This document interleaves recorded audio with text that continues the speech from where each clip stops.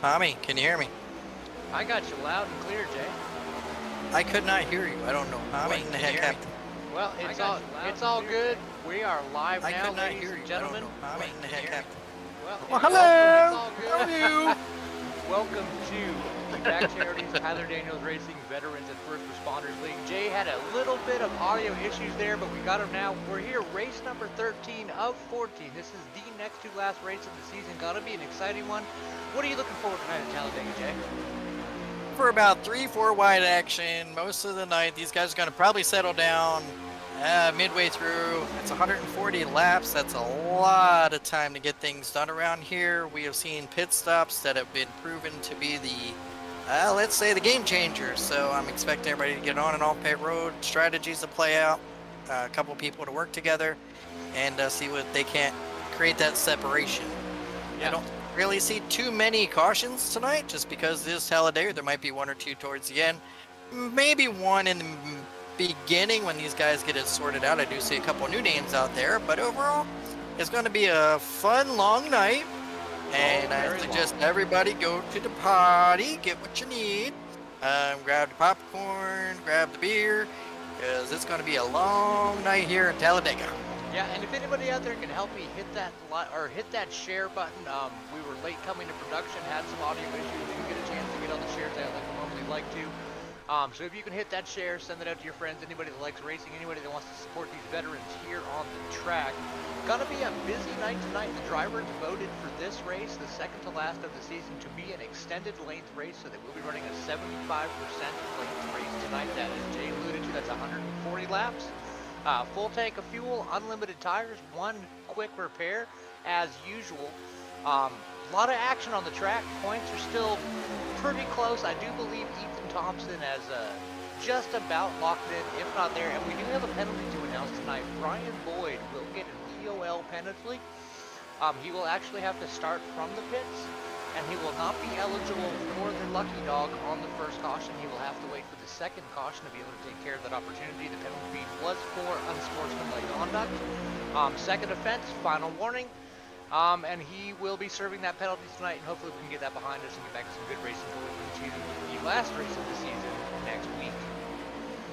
That's right. Just to give everybody an update, last week we were not here. Tommy was sick. Our cameraman was not in the production studios. We couldn't get anybody else in time. So, but Ethan Thompson did win that race, and that pretty much put him to clinch the championship. So he's going to come out here, run out a few laps, and he did show up tonight. All he's got to do is just show up the next two, and if he does that, then he is the champion for season 6. So yeah, very commanding lead in the points. Like you said, all he has to do is show up. So as long as he doesn't miss one, he is going to be the champion.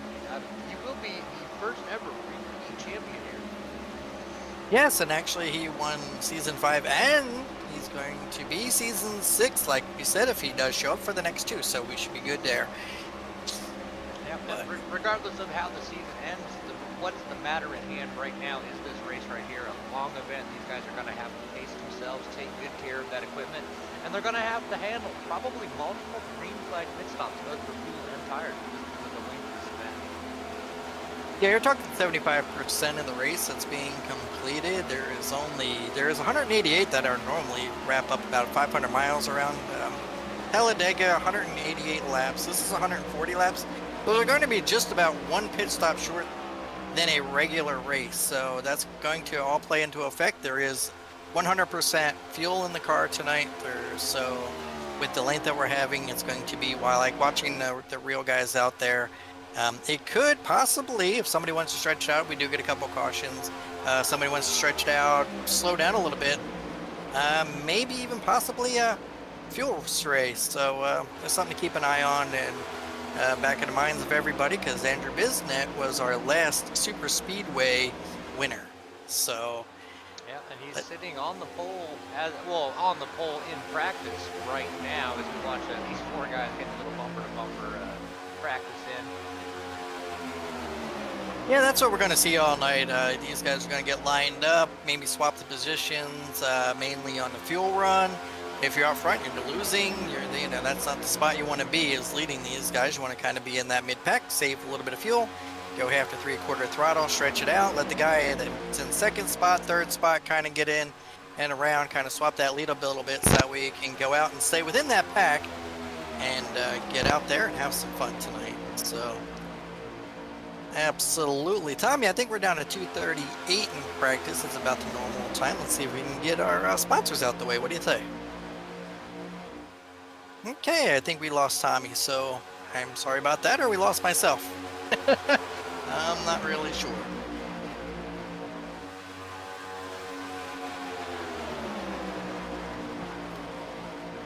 One, two, check.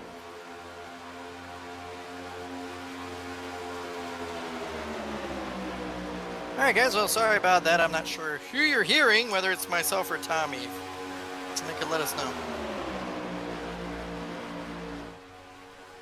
All right, so Brad chimes in. Tommy, looks like we lost you there. You may want to reset your microphone like I had to do. How about now? You got us now. Okay, so it's going to be one of the night. One of those nights, huh? All right, let me start that all over again. McConeySetupShop.com. Go check them out at 2 Tyler Daniels Racing Trust for all their setup needs. They do paints, they have apparel, and I do have a special announcement about McConey Setup Shop's new endeavor we'll talk about a little later on in this race. Quick shout out to BACC Charities who helps keep the fun and funded and put all this stuff together for the Tyler Daniels Racing League. Just had an awesome track days with them over in Charlotte. Got to hang out with Blair Patterson. Went to the NASCAR Hall of Fame, RCR, Hendrick. Had a blast with those guys, and we appreciate everything they do for our community. B&B Wraps, check them out at facebook.com/B.B Racing Wraps. They do provide the season trophy boards for the season winner for each of the 6 seasons we've run so far, and hopefully season 7 to come in the future. And of course, Tyler Daniels Racing. Jay, if you want to let them know a little bit about the leagues they got going over on at TDR, you got about 60 seconds to do so. Absolutely. On Monday nights, we feature our vets and first responders at 8 o'clock. Tuesday night is our trucking series. Just now starting up with the fall series. Tomorrow night at Pocono. On Wednesday nights, host the Xfinity Leagues. Thursday nights feature the SR8s. It's a free car, so come on out and join us there. Friday nights is the Friday Nights Evolve or Friday Nights Light Series. This Friday, though, we are going to be having a Memorial Elizabeth Wisniewski 100 Memorial Race at this September 16th at 8 p.m. That's going to be broadcast on the McConey Entertainment channel, so be on the lookout as the stars of all TDR come out and honor Tyler's sister, who just passed away, Elizabeth Wisniewski 100. Once again, that's this Friday, September 16th at 8 p.m. on the McConey Entertainment broadcast. Something new that McConey has also introduced. And then on Saturday mornings is the Legend Series. Sunday nights are Gas and Go. And I think that wraps it up as the checkered flag falls over the field in practice. So I got it in there, Tommy. Absolutely. That was a beautiful 60 seconds. I'm telling you out there, folks, we're professionals. We had the audio issues early on and got it all in just in the nick of time. Right, as we're getting ready to go 3 laps of qualifying, they'll take obviously the warm-up lap, then 2 laps of qualifying, so you're down the fastest lap. But it doesn't matter where you start here, it's where you finish. You see the 68 here pulling out. The 68 car. That's got to be a newcomer that we've seen out there. I'm not sure. That would be 76. It is Tanner Lee. The number the 68 is rocking is not the number he's registered in the race with. If someone has set that number for him, I do not have that on my board. Yeah, me neither. So, and there's 001. That's Christopher Rawlings out there. So Christopher Rawlings supporting the old Good Wrench car, the looking for good. like the Dale car. I mentioned with the BACC Charities, the TDR Track Days event we went to. We actually went to the RCR Museum, got to see all of the famous Dale Earnhardt cars, including the Daytona 500 car, still covered in confetti and champagne. Man, that was such a treat to get to do that with those guys. Yeah, absolutely. Yeah, Track Days I hear was quite a blast. So that's fun to see. It is every time. That's why we keep doing them. If anybody can make one out, just stay tuned to the Tyler Daniels Racing Facebook page or group. You'll see posts about them. And come on out. It's a great time. Get to meet in real life some of the guys you run with in the virtual world. Absolutely. And I'm not sure who that 68 is. We're going to have to try and find out who that is. That's going to be Andrew Spears. I'm showing him registered in the number 3, but out there rocking the number 68. Okay, well, that's somebody we're going to have to get used to seeing out there tonight. So, yeah, it's nice that they put their car number that they have registered out there that we can keep track of everybody. But we will keep an eye on everybody. Yes, Andrew Spears in the W car. So That's one of the problems with the custom paints that a lot of drivers don't always think about is that the number you're showing on your car might not be the number you entered the race with. Right, and there's number 6 car. That is Brad Youngman, runs in the Cincinnati Bengals Yeah, tonight. Robert Cochran in the tried and true Navy car. If you can't spot either him or your other favorite out there, then you've been there. He is, Andrew Bisnet. You can see him from up here. Yeah, you can see him from space, so he's definitely rocking it from the blimp there. Good view from the stands, coming out of turn number 4 now. Sean Warren back on track at number 7 for this long race. Yeah, Sean Warren, good to see him out here tonight. Getting a few laps in. Tanner Lee was with us on track days. He's getting his qualifying lap now. He's in 0.17 behind the lead. Yeah, he's looking good. And Tanner Lee has been out there his first season with us.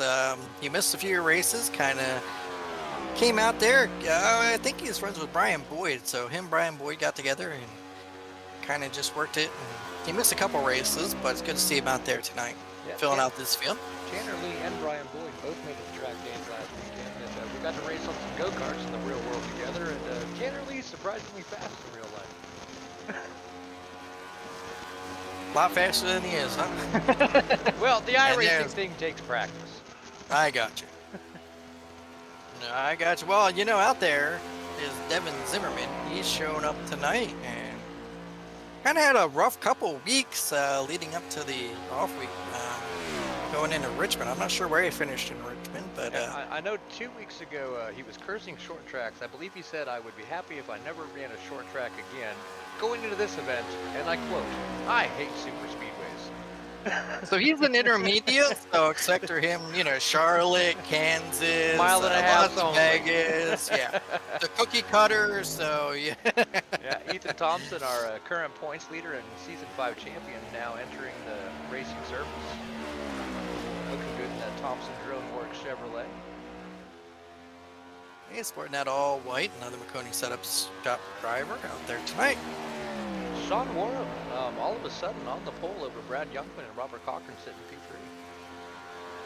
Yeah, Sean Warren put down a good lap there to 53.75, but it's only 5/100ths of a second back to Brad Youngman and Robert Cochran. But we still got, Devin Zimmerman's out there. But these guys, I'm not sure. I was talking with Ethan throughout the course of the week leading up to this, and he's not sure if he wants to be up front or in the back. So we shall see where he puts that car as to what his strategy is going into tonight. And there's Luke Desjardins. Yeah, Luke's coming in here looking in that sporty number 10. We got the 37. This is a number and name I've seen before. I think he's been in maybe 2 or 3 races, kind of came in later in the season. Looking forward to seeing what he can put together for season 6, or season 7. I'm sorry, season 7. Yeah, he's, is that Barney? Yeah, Barney Sigmund. Barney Sigmund, yeah, he's been out here. He's been racing with us a little bit. He's been getting his laps in as well. So good to see Barney out there in that Ford GT. Nice little logo there on the hood for the childhood cancer. Yeah, looks like just about everyone has finished their qualifying laps. Just a few more people out there. Devin Zimmerman, Ethan Thompson, Luke Desjardins, Chuck McDonald sitting on pit road. Chuck's usually one to go out late. I'm not sure why, but he likes to go out late. He'll probably sit towards the back and try and stay. There he goes. Yeah, that's mostly Chuck's mantra at all the super speedways that we've ever run. He doesn't really like to mix it up early. He likes to hang out in the back, wait for all this stuff to happen. Then he'll start working with guys towards the front, towards the later part of the race. So you won't really see him up front. You'll see him more towards the late race. You'll see him started working his way towards the front. He'll be the one we're watching as everyone has put in a qualifying time that wants to, I think, at this point. Looks like we're only missing... Nope, this will be the final car on the track. Yes, sir, and he's got that Canadian Forces car. And speaking of Canadian Forces, is also with England losing the Queen this week. There's been a lot of changes that have been going on as well. So yeah, many of you know, I am a Canadian expat, so I was under the reign of Queen Elizabeth II for most of my young life before I moved here to the States, and I know a lot of people up north and all around the world, really, anywhere that was a commonwealth of the UK is, feeling that loss. A reign of over 70 years, one of the longest ruling monarchs of all time, it's a big change for everybody. Yeah, and they were talking about how it's going from Her Majesty to His Majesty throughout all of the forces and stuff like that. So it's a big change up there in Canada as those guys get prepared for new reign with King Charles King II. Charles the Third. Third, I'm sorry, third. Yes, I'm We don't really talk up about on the my second history. Okay. Busy week, Tommy. I've been Very trying busy to week. keep up on my history, but yeah. Now I heard that, a lot of stuff's been going on here in TDR and out in the world, and now we're back here. We're racing and getting ready to go. We'll be with you guys until probably about 11:30 tonight, so we can have a nightcap as we Oh yeah. welcome these boys into victory lane, back to victory lane this evening. So Sean Warren remains on the pole, so he just inched out Luke Desjardins by 1/100th of a second. Ethan Thompson put his car in third, so that's one heck of a run there. Brad Youngman and Barney Sigmund had the identical time, 5/100ths behind. Andrew Bisnett and Robert Cochran, 7. They were tied out. They had pretty much a thousandth of a second there. Christopher Rawlings, 8th. Andrew Spears, 9th. Devin Zimmerman, 10th. Tanner Lee, 11th. And Chuck McDonald rounds out the field, qualifying in 12th position tonight. Yeah, So 12 cars taking the field. Qualifying at Talladega is it's tricky too. It's a track where drafting the board. Basically, you just hug the yellow line and go as fast as you can. But it feels so lonely out there when you're the only car on that big track trying to get the best lap you can. So great job to Sean Warren edging out the pole over Luke Desjardins and Ethan Thompson. Yeah, absolutely. He did a great job. It's good to see everybody out there in YouTube land. Brad Hunt, Paul Vosberg. I didn't see Paul on track, but it's good to see you out there and supporting your fellow vets and first responders and coming out here and cheering those guys on. Sharon, of course, is always here, and good to see you, Sharon. We missed you a couple of weeks ago, and we got Terry Lloyd's out there, Brian Boyd's mama, and Ann Terry here cheering on the Mish 22 driver. Good luck. We finally get to see you racing. They're happy. So you made Terry happy out there, Tommy, by coming out tonight. So I'm glad to see you're feeling better. Yeah. I don't know what it was. Something I ate. I could not do it. That Monday I was out, and then obviously last week we had the track days thing, and everyone was off for Labor Days. But it is good to be back for such a big event. And this is the second to last race, so this one's going to be a little longer than the last race. But join us next week for the final race at Michigan, where the rest of the points do get locked in. And probably a couple weeks after that, we'll be looking at a new schedule for Season 7. Yeah, I mean, it's hard to believe Season 7's coming up, and man, this season pretty much flew by. Where'd the summer go? Kids are back in school. I mean, it just seems like we just started this league, and now we're ending it, so... Well, I don't know where the summer went, but it went away, and here we go, and we're sitting with the penultimate event in the Vets and First Responders series. And my question is going to be, everybody has, and I'm going to throw this out there. Brian Boyd has been working his way towards top since the very beginning of the event. Actually, Brian Boyd and Brad Hunt did come into the session, but I guess because they're starting in the back, and Brian Boyd's starting in the back off pit road, he didn't put down a time, so he's just going to start on pit road. But we have 14 guys on the field tonight. Yep, that is correct. And remember, folks, part of Brian Boyd's penalty, he will not be eligible for the Lucky Dog on the first yellow. He will need a second yellow flag to get back on the lead lap. And he may even go down 2 laps. He is not allowed to leave pit road until the field crosses the start-finish line. Right. And that's just a lot of work to do. Yeah, I mean, it's unfortunate, but, when you get racing, and especially at a shorter track, it's just something that happens, and emotions get the best of you, but there, you got to keep your emotions in check. But TDR is we encourage everybody to come out, no matter what your skill, no matter what you have going on. Obviously, there are people out there who are not, what we would call normal that race with us, and we just got to give them space, give them room, and give them kind of help them along the way. And sometimes our emotions do get the better of us, and unfortunately that did happen. So it's hard to swallow, but if you take your medicine like everybody else and you just do it and then come back out and you come back out stronger. But I expect Brian Boyd to be back up there, and I'm saying by the mid season next season he will be in victory lane somewhere. Yeah, it's unfortunate when we do have those issues, but you know, we have rules for a reason. Nobody wants to enforce them. That's the reason we have them. You take your punishment, you move on, and you get back to some good, clean racing. And I expect to see a lot out of Boyd coming in season 7. Like you said, that man is knocking on a victory every single day that he's out here. Looking forward to it. He's got a lot of work to do today. Might even pull one off by the end of season 6. Yeah, there's still one more race left in Michigan. He was very strong in Michigan last time we were out there, so it's very possible that he could get a win out there. But like I said, we got 140 laps tonight. It's going to be a long race. Very patience is going to be the key. And with 140 laps down, you know, these guys aren't used to going that long, so fatigue will set in. And you never know, those cautions may come out and he may be coming up and battling. Tonight might be his night that he may pull off the victory, so we'll just have to keep that out. There and we're looking at the pole sitter, Sean Warb. Yeah, Sean Warb is sitting there in that U.S. Air Force car. Normally has the number 7, the PT scheme on there. Kind of looks like the Jaws scheme, but it's good to see him out there. Another Air Force guy. Seems like the Air Force boys know how to keep flying, keep these cars flying, so they know how to pilot a machine and definitely keep it up front, as they are contender out here tonight. The cockpits are very similar. That's right. There's Luke Desjardins. Good second spot qualifying for him. Only 1/100th off of the lead there of Sean Warb. So I expect to see a lot from him tonight. He can stay up front. We'll see where he's at the end. There's Ethan Thompson in our 3rd position with the Thompson Drone Works Chevrolet.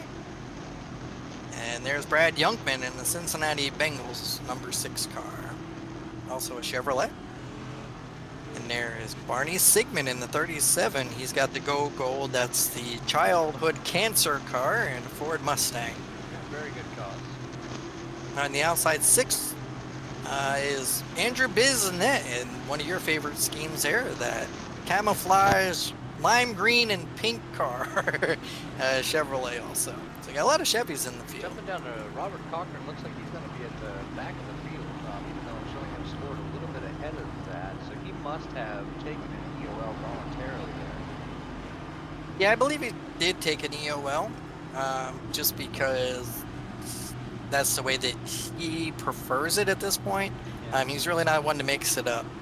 And then there's the 01, Christopher Rawlings. He is now rocking my favorite paint scheme. He has shoved his net out. I am a huge Dale Senior fan, have been all my life. Looking good out there. Right, as we're coming down to the green flag, and there's Andrew Spears in the 69 car. And then we got... Might not have enough time to get through all the field here as we get ready to get it done. Chuck McDonald, Devin Zimmerman, and Tanner Lee, and Bradley Hunt, Brian Boyd ran out the field there. Is there go? Green flag down into turn number 1 they go, and on that bottom side there you got Sean Moore taking Ethan Thompson, and Barney Sigmund are going to get a nice little jump on that outside line. So I'm not sure if they were just trying to get lined up, but Luke Desjardins is leading that backpack there. You got Youngman and Andrew Biznett. Now they're going to pull up alongside on that top, try and get together, but that bottom line seems to be more organized and have more energy at the present moment. As you got Sean Warb, Ethan Thompson, Barney Sigmund, Andrew Spears right now before you get back to Luke Desjardins.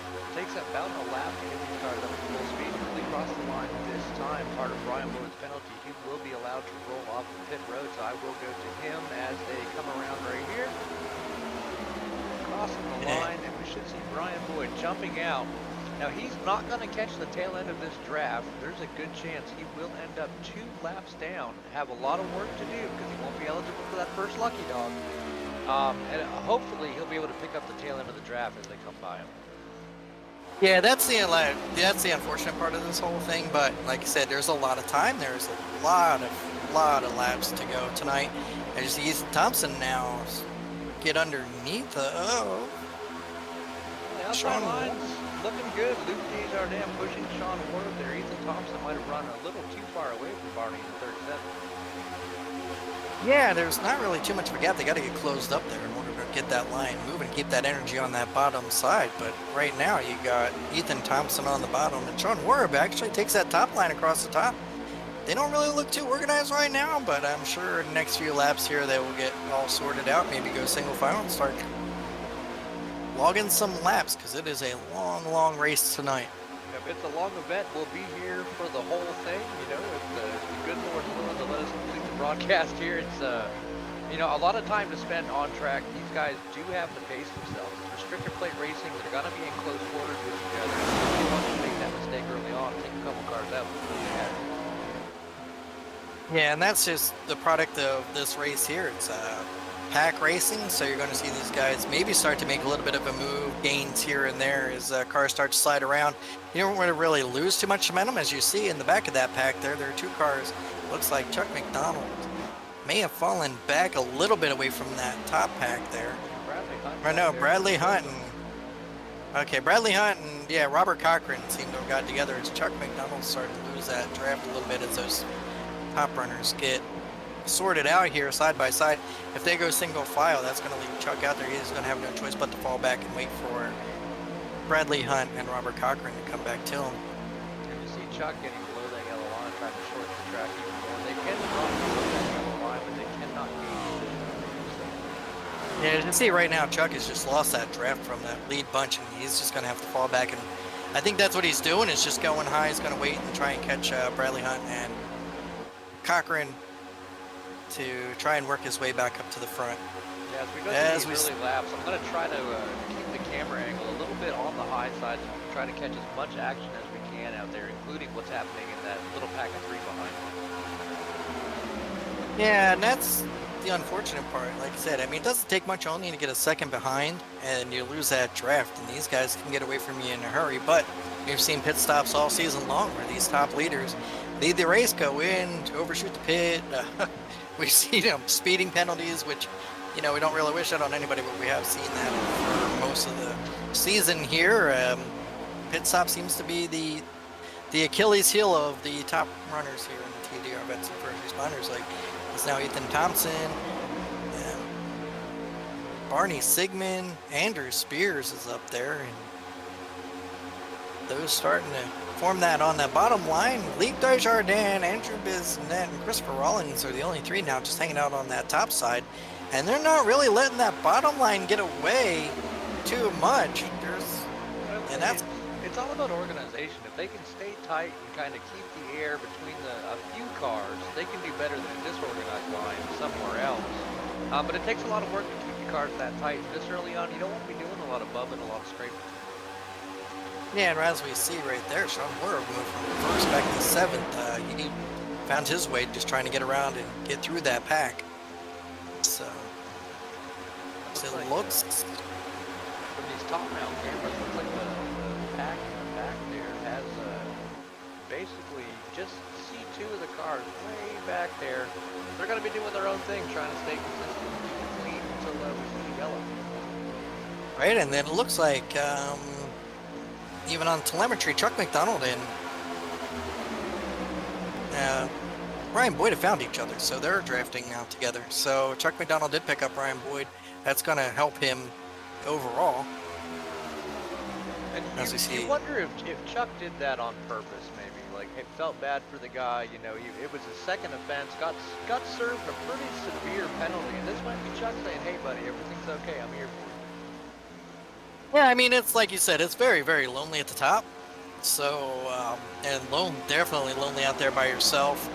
So Chuck did fall back a little bit, and it looks like that you can see that huge separation in between even Robert Cochran and Bradley Hunt. So yeah, I think they're just trying to get it through, maybe get through the first couple rounds of pit stops, see what happens, and you know, get lucky dog, get it round back up. That'll bring Chuck back up to the field. Speaking of the field, Luc Desjardins has assumed the lead with Andrew Bisnet pushing behind, and Ethan Thompson with a good line on the bottom here, coming to put Ethan back on top. Yeah, that's what it looks like. The top line is really working well here.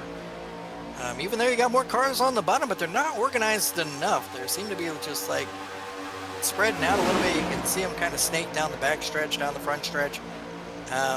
that top line seems to be a little more organized, and you can just see Andrew Bisnet just sitting there right about a half a car length behind Luke. And they're really organized. You got Christopher Rawlings also in that line. So that top line does look a little more organized. And they're just maintaining that low line. I'll try to get us a little bit closer just to see how much movement these guys have in the cars. It is so hard to keep that car where you want it. Yeah, just the air package that these things create, and that's that little diffuser underneath the car, which has been designed by NASCAR to kind of keep these guys from getting hooked up, and that's what that diffuser does. I mean, it really gives you a lot of turbulence off the back of these cars. Doesn't give that as much of a what was the word I want to say, like a vacuum. It doesn't really suck you into the car. It kind of pushes you off a little bit and creates that bubble. So you really have to work to try and get these cars together nose to tail. As you see, Andrew Bisnet now drop out of the line, out of Desjardins, take the bottom line in front of Ethan Thompson, and now they're going to start to get together. But still the top line. Now Rawlings moves up, and you can just see they're kind of like almost 2 by 2. Seems to be a little bit quicker than the 3 or 4, as I see Rawlings just pushing him back to Desjardins, but that's kind of risky in the turn. You can just see how much air is just coming off that, just pushing Christopher right to the outside, especially in the turn. So that's one of those deals. Very risky early on, but you see easily those two guys, the 1-0 and the 0-1, could have dropped down and made that signal file and held on to first and second. Right, and you can just see where that really wasn't that much of an advantage, as Christopher Rawlings pushed Desjardins into turn number 3, but down the front stretch here, coming back to the line, they're going to see that bottom line, who isn't quite pushing each other, still have that momentum and come back around, and not quite enough, but they're not letting them get away either. So it's not as much big of a push as it was in the last generation of cars that they had, where the two would get together, and that would be a lot faster. I'll tell you, they're doing an amazing job keeping those bumpers connected through the corner. That's some hard stuff to do, and they're doing it as good as anybody I've ever seen. Right, now they're starting to get away, but there you can see, right, there's that push that you got through, and as we see Devin Zimmerman starting to blink out, so hopefully his issues won't continue tonight. He can get that all straightened out. Devin Zimmerman did blink for a little bit, and the only problem with that is when you blink, especially in a pack like this, it actually affects the air of the car. So somebody was following you, and they lose that draft, and that can also hurt that top line. Yeah, as now we see Desjardins. Desjardins. iRacing removes the physical element of the car, unintentionally. I wish iRacing would do something about that. If you're out there listening there, iRacing. But well, I mean, if the guy goes out but it's front, it's part of racing online. Not everyone has the same connectivity. You know, storms push through an area and can make the connection suffer. And it's unfortunate in pack racing that if you do have a little blip of connectivity drop, it does affect the other drivers. Absolutely, and we've actually seen a couple of incidents where that has happened, where guys blinked out, come back, and they were right there. And unfortunately, the physics model will do a netcode and force an accident. It's unintentional but you don't know where that guy is, so that's an unfortunate part of iRacing, but it's something everybody out here is bound to deal with as we come down to 12 of 140. So we're almost a tenth of the way through the race now, Tommy, as we see Luke Desjardins that top line is maintaining that gap there. Warp needs to get just a little more organized. And Zimmerman, I'm surprised Zimmerman isn't right there on the back of Warp, but maybe just trusting enough. I know he raced with Wara, but Wara looks like he's definitely snaking it. Can't really keep that car under control enough, where Devin Zimmerman may want to get up there and try and do exactly what Rawlings and Desjardins are doing right now. I mean, if those cars stay stuck together any longer, I'm gonna start calling them the 1001. But even though, like I said, I mean, they are starting to pull ahead a little bit now. So it did work, but it takes a long time for that to work. And now, as we see Andrew, it's a good thing we have a long time. Absolutely, and Andrew may have just backed off a little bit, just maybe trying to get an extra lap or two. Figure 2 laps every 3 pit stops. That's 6 laps. That could be the difference in between there and the end. And I believe it was that one race that they felt really back trying to save gas. Yeah, so that could be on I'm willing to bet next we're going to see at least 1 yellow, if not 2. And if you're able able to save those few laps, like you said, 6 laps is a world of racing at Talladega. Yeah, if you can go 2 laps just per cycle, that's 6 laps. That's huge. That's 12. That's an extra 12 miles you're getting on that pack. That's, you know, because Luke is now to the floor. I mean, he has no choice. His foot is on the floor. Everybody else has that opportunity to back off half, 3/4 throttle, and that's going to save them fuel. So when, you know, if you're leading the pack, you don't want to lead for too long because then you want to be on the same cycle as everybody else, or else you're going to be losing that time. So if you lose 6 laps, I mean, there's really, you know what I mean? It's less time in the pits. So you can get the separation that way, but when the pack comes back to you, that could be a world of difference as they go traveling by you. You have a chance of losing that draft as well. So it's definitely a game of chess at 200 miles an hour. And as you see, the front 4 have kind of settled themselves out into a single file line there. Oh, we're 3 wide. 3 wide in the back. Yeah, it looked like the number 69 there got a little bit loose. Andrew Spears got a little bit loose, and that's what caused everybody to just kind of scatter a little bit. Andrew Spears right there, the 68, actually. Brad Munson, the 69. He's the one we're showing on the scoreboard at the 3. Okay, the W car, sorry, that's a new guy for us, but we're Leave calling it to out the here. new guy to write the wrong number down on the registration. Right? But no, I mean, but it looked like he did get just a touch loose, and that just kind of scattered the pack there. And now we're back to going 2 to 3 wide, but back to 2, and now there, well, we got Devin Zimmerman leading that top line. Yeah, so, but you got Devin Zimmerman now on the top side, and Ethan Thompson and Andrew Bisnet. So you got 3 proven winners out here on super speedways and pretty much any surface that we got leading that top line. So you know that they're going to get together and race this out. But that's pack racing, and you're going to see a lot more organization. So I'd say within a lap or 2, those guys will be definitely passing Luke Desjardins, Christopher Rawlings on that bottom there, along with Andrew Spears. Yeah, I think the pair of quote-unquote teammates to watch are going to be the 10 and that 01. They seem to be pretty hooked up. Christopher Rawlings doing a tremendous job of staying clean with Luke Desjardins. And I'm really impressed with Luke Desjardins' ability to keep that car straight with the amount of push that he's getting from it. And now you're going to see that line just kind of go around because Luke now wants to save some gas. No, he just wants to save some gas. So it's just like one of those, all right, I need to, you know, I don't have enough to go with you guys. So now I'm just going to fall to the back. I'm going to catch the draft, and I'm just going to save some gas as well. Maybe get on that same cycle with you. 17 of 140, expect pit stops around lap 30 to 35. I'm presuming maybe they can go to 42, just depending on how long these guys want to take it out. And I just noticed Tanner Lee. Ooh, as we see, Andrew Spears got up and touched Barney Sigmund. So I'm not sure what that was about. You know, that Lucis comes out again. He got up and hit that inside. Oh, we got Andrew Bisnet's going around the backstretch. So Spears. That was weird. Okay, it's back to live. All right, well, I don't know what happened there. Sorry, guys, but from what it looked like from here. That was on the camera, man. I pushed the button to go back to the previous contact, and it jumped all the way back to qualifying. Yeah, it just looked like Andrew Spears got loose and just got right up into Barney, and that caused that whole field just to kind of scatter a little bit. But there we go. I mean, just that little bit of wiggle. Now we got Devin Zimmerman, Thompson, Warb now in third, but I saw Andrew Bisnet. I could have swore I saw him spin down as he's not showing. He's now back in 10th, 4 seconds behind, so he got loose. Back there. Yeah, he did get loose, so I'm not seeing. I did see it, but we didn't catch it.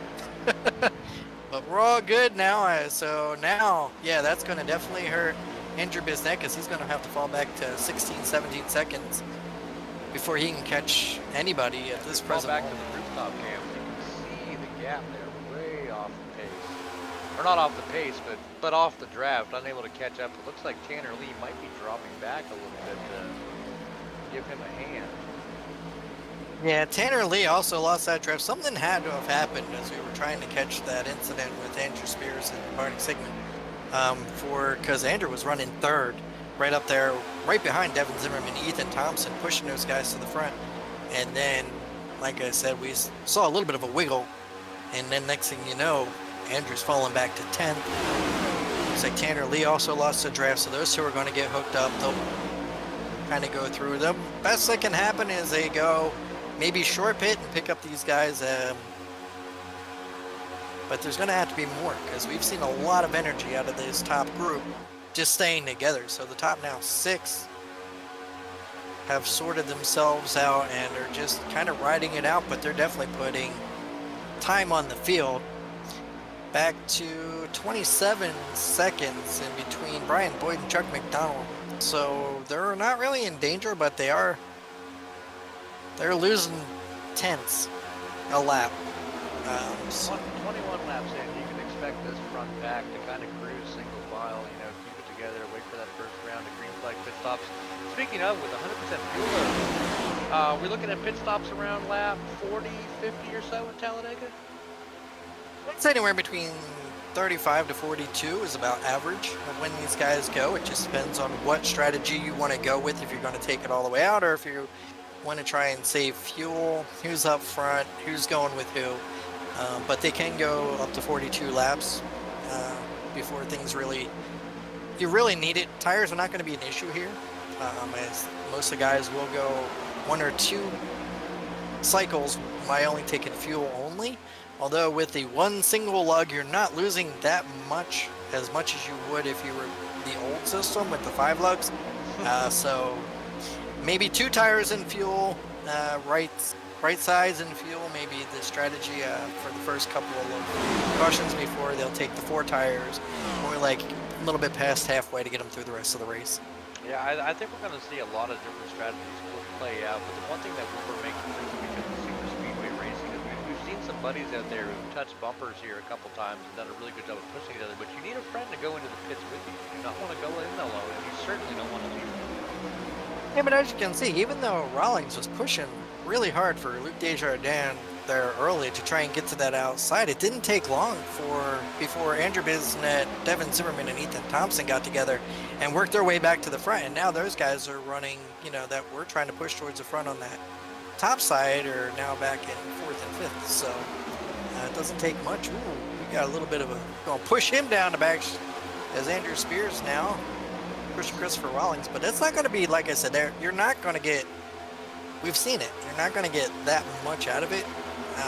Maybe towards the end, keep that in the memory bank towards the end, but you're going to have to start pushing way early, and you're going to have a lot of guys that are going to be able to jump out as you see Devin Zimmerman continue to have the blinking problem. So hopefully that can get corrected, as we're now lap 23 of 140 on the evening.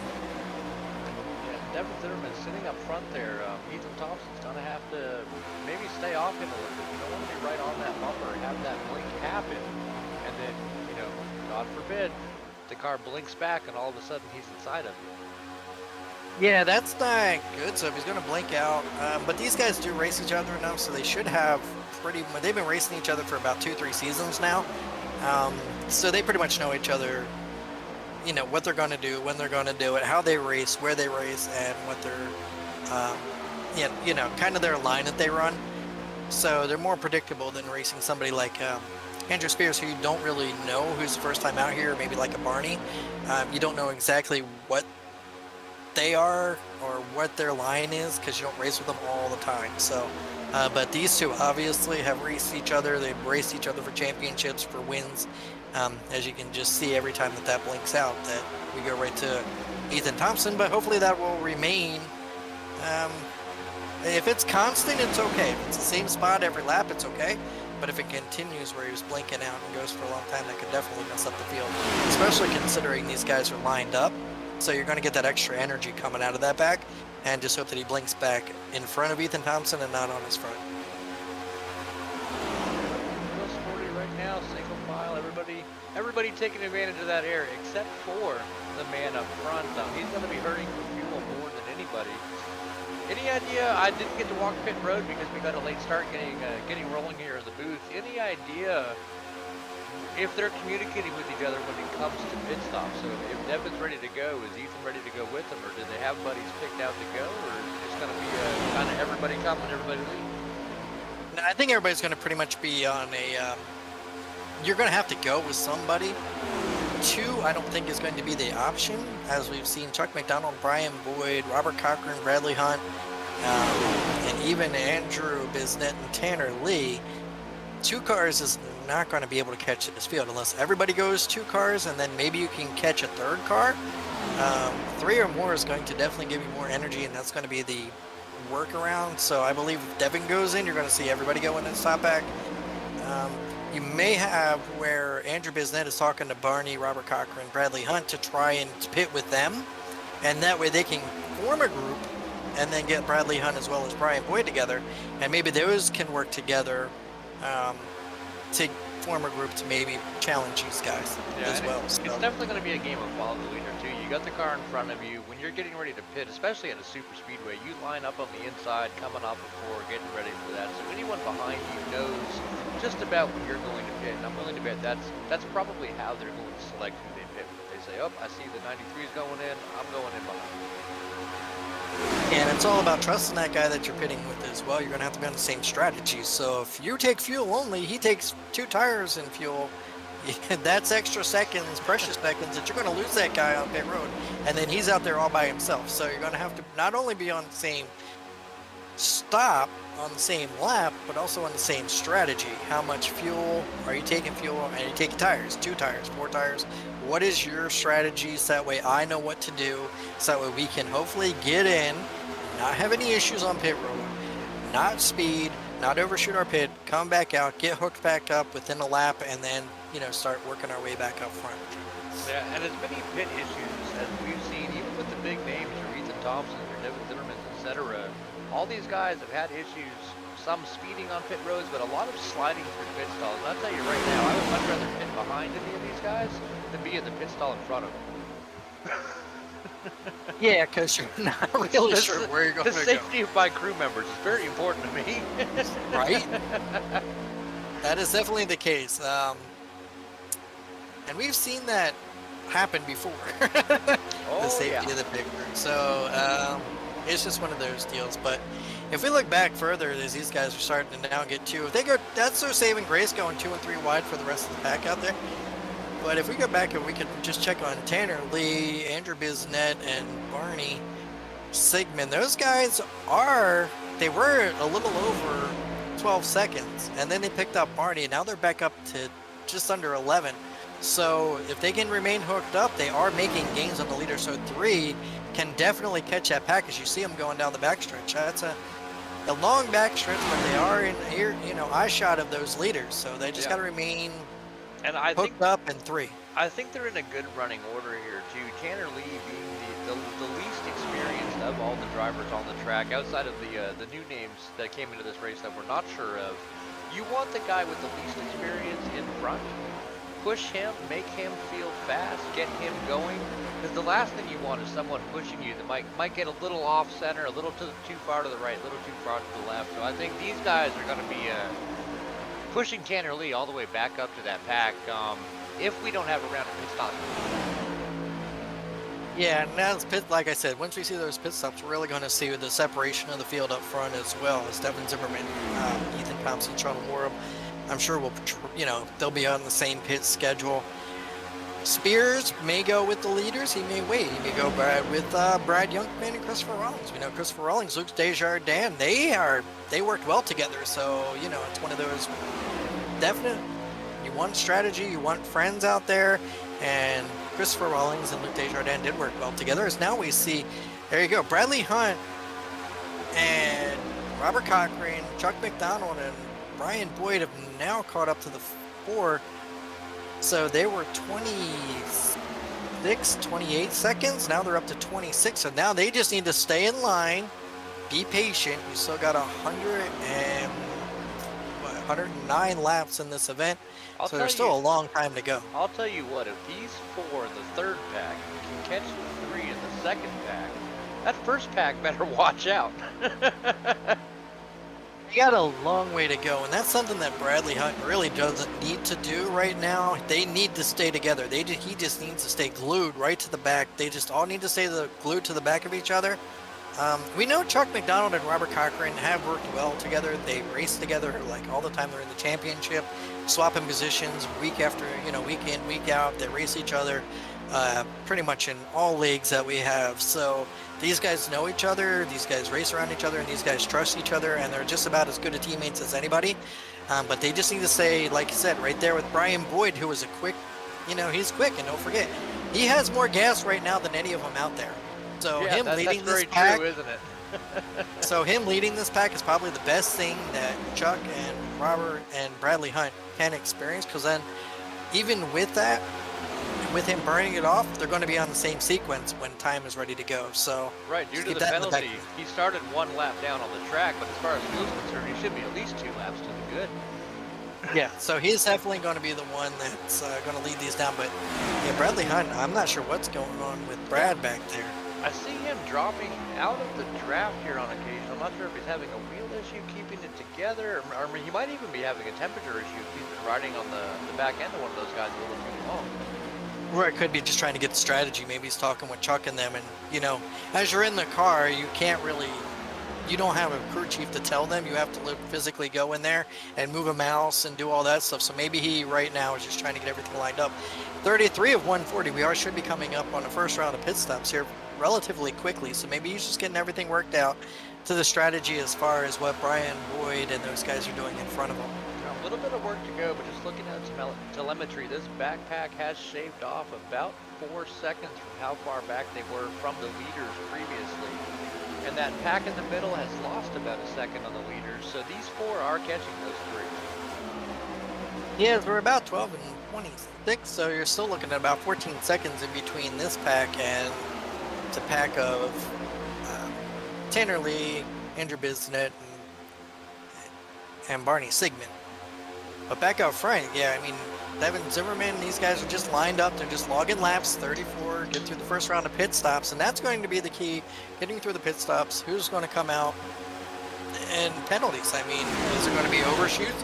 Is there going to be penalties? Everybody's got to behave themselves, be on the bestest behavior. I would even go short underneath of that. At least I know that the guys behind me would be able to catch up to me, because if you go out by yourself, you always risk that chance of being passed again by that train as, may hook up even after that. So there's been times at super speedways where I've had a rough time on pit road myself, and I will leave the pits and maybe not quite accelerate to full speed on the apron there, kind of waiting for someone else to come out and catch up to me before we go and get after them. Yeah, because out there running by yourself, you're going to lose time anyway, so you might as well, if somebody's 2 seconds behind you, you might as well just slow down, wait to get hooked up. That way at least you're not losing even more speed by the time, because then it's 2 cars losing speed. So with 2 more, you can at least get up to a speed where you can maintain, maybe catch up a 3rd pack. But yeah, we shall see. 35 down. Sitting comfortably inside the first pit window for fuel. The backpack of 4 has shaved another second off the leaders, and the middle pack of 3 has lost another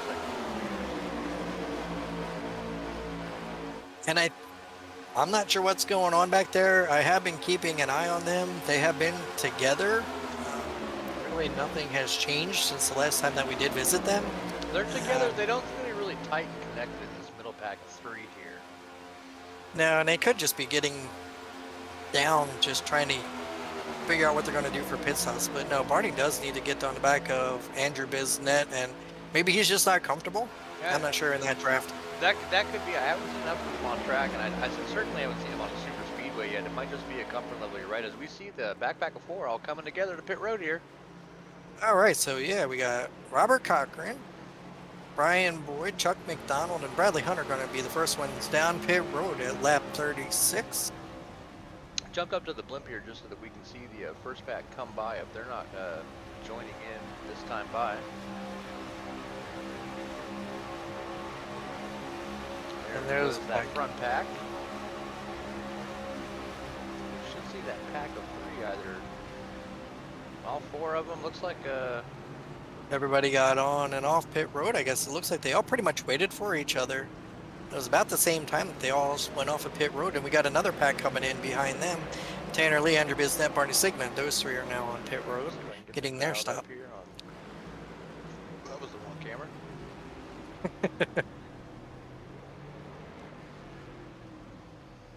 Whoop, short pit a little bit there. Like Andrew Bizet hit his and Barney Sigmund hit his as we've now got the Pack of 4 rolling out, getting them revved up and back up to speed. It does take about a lap to get these cars back up to full pace.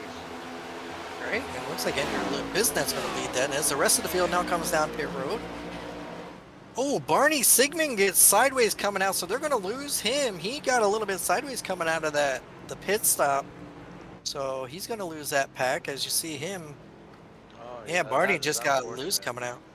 Well, it happens to the best of us. As you see now, the leaders are on pit road. There's Devin Zimmerman, Andrew Spears, and Christopher Rawlings. But the whole pack came down. So you had the pack of 7 that pitted together, and then you had the 4 that got together, and then the 3. So your first car out there kind of letting off the throttle, kind of waiting for some other cars to come out.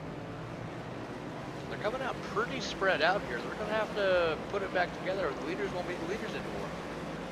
yeah, and that's where I was discussing earlier. You have to get on and off together on pit road. And that's a dangerous combination right there. That's a very dangerous combination of Ethan Thompson and Devin Zimmerman. And you know, with the mile and a half, Andy loves to talk about first on, first off. Somebody's spinning in the back. Is that Spears? Spears may be spinning in the back. I'm not sure. He is around. So the W car. Yeah, the W car hits that on. So he gets loose coming off. Backing up pit a little road further just to see what happened here. It's going to be a single car. Oh, so wow, that's quite a bit of tailfish. Yeah, look at that. Just gets the rear tires up off the banking, upsets the car completely into the wall. Not a whole lot you can do about that. As Luke Desjardins had a scary view there, just trying to get by. But definitely cold tires for sure. Says, oh my gosh, goodness, is that? That's Luke Desjardins. In the grass. Did he overshoot the pit? He missed the pit? Tanner Lee's back on pit road. He must have had a speeding penalty. Because now Luke Desjardins is back in the pit. Andrew Spears is in the pit. He had that spin. So we have a really big shakeup here. Tanner Lee, so we got 3 guys back on pit road. Number 76, number 68, and number 10. Luke Desjardins, Andrew Spears, and Tanner Lee are all on pit road. So cold tires maybe got a little bit out there, spun them a little bit, but that's definitely going to shake up the field. Now these guys are going to have to get together. That's their saving grace. So there's a little bit of shakeup here early in the event. Yeah, that's going to be key for them getting back out there. We'll see if we can go by one more time. That should settle those bottom 3 back a lap down out there with Brian Boyd as we go back to our leaders. These 2 guys all by themselves, a pack of 3 right behind them, gaining about a 1/10 of a second every 1/10 of a second. Yeah, that's about what. Well, you're going to have more energy with 3 than the 2. So even though you got these 2 guys that can work well together, you're going to see that the 2 isn't going to be the answer. It's going to be more the 3 and who's going to work with you. So this is a good learning experience towards the end of the race, that these guys can carry them with them.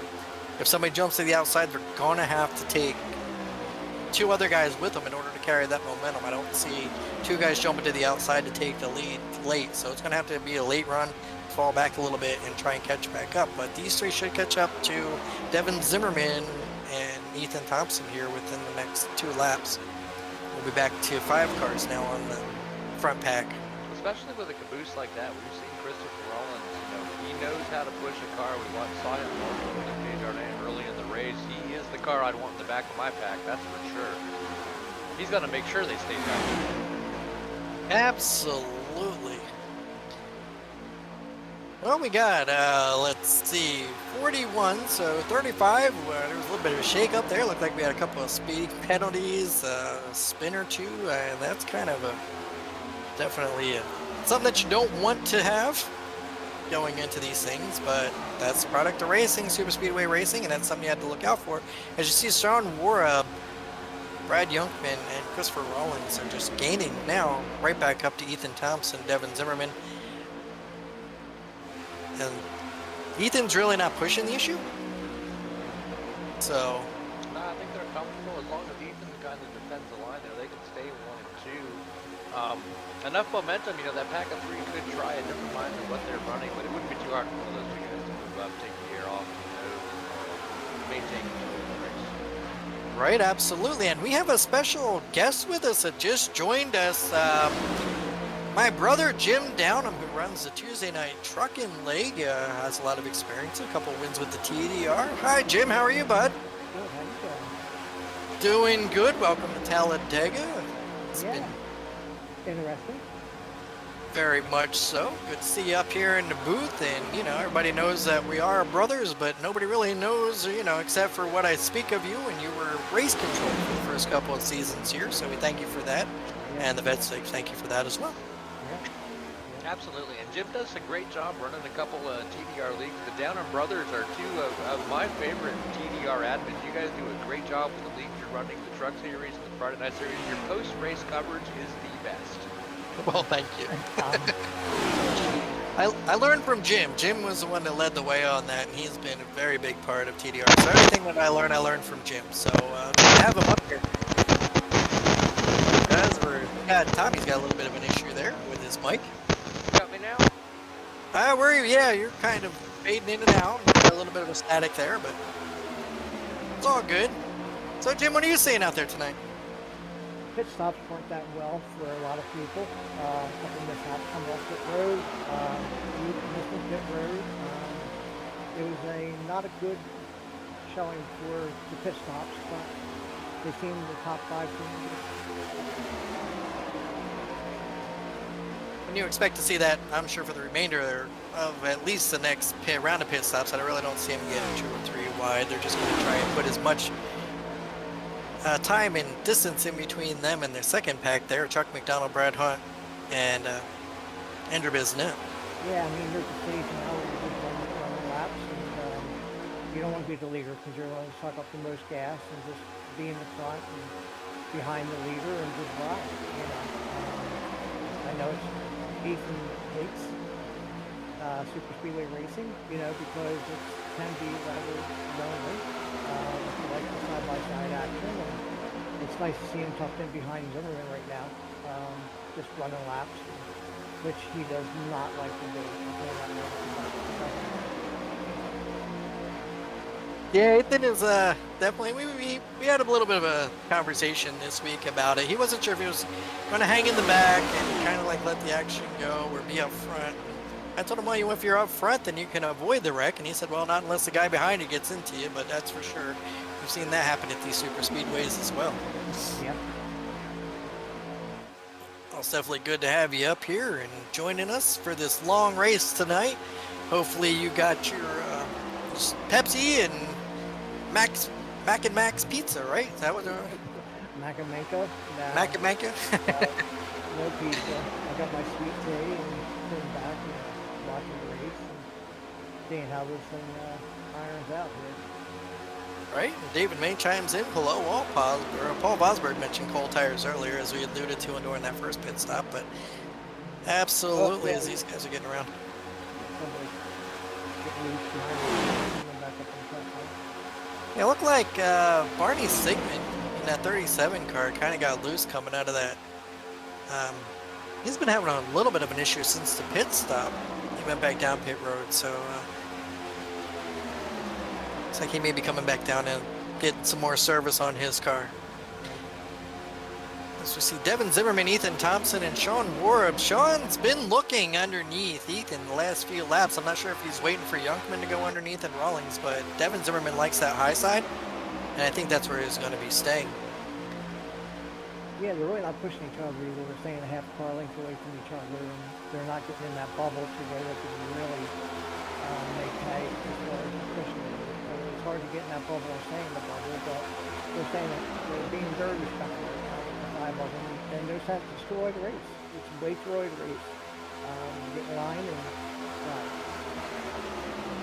Absolutely, that's what we're seeing out there. Is these guys now working lap 47 at 140, so we still got a long way to go in this penultimate event of the Vets and First Responders series. So we see Christopher Rawlings look like he blinked out. So Devin Zimmerman and Christopher Rawlings both have issues, internet issues. Hopefully that'll smooth itself out, and nobody will be blinking out for the event, because that would be very disheartening, especially with the strong cars as these two guys have tonight. Yeah, I was watching earlier with him, Luke, and him were running up front and really good. Working together well. And hopefully, they can get back together and do it again. Yeah, it's unfortunate because Luke had some issues. Looked really strong early, I mean, he pretty much sat right on the front row there. He's been having some issues tonight with that first pit stop. Now he's back there running with Robert Cochran.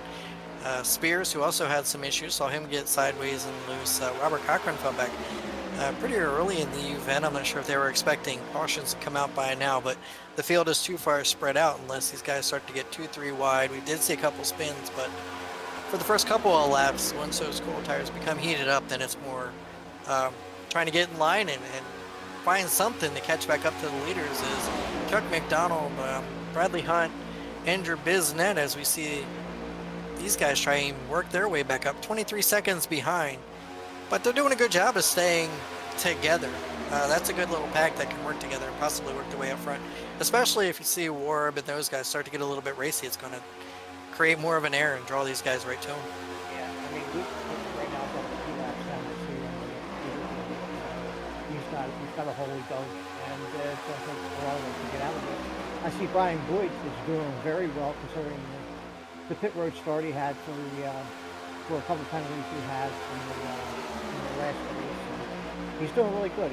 He's running 1 lap down and holding his own, following Chuck, and they're doing well.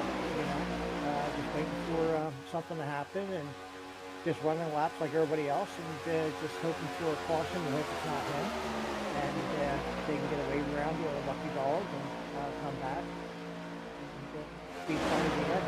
It's a long race. We've still got 90 laps to go. Anything can happen.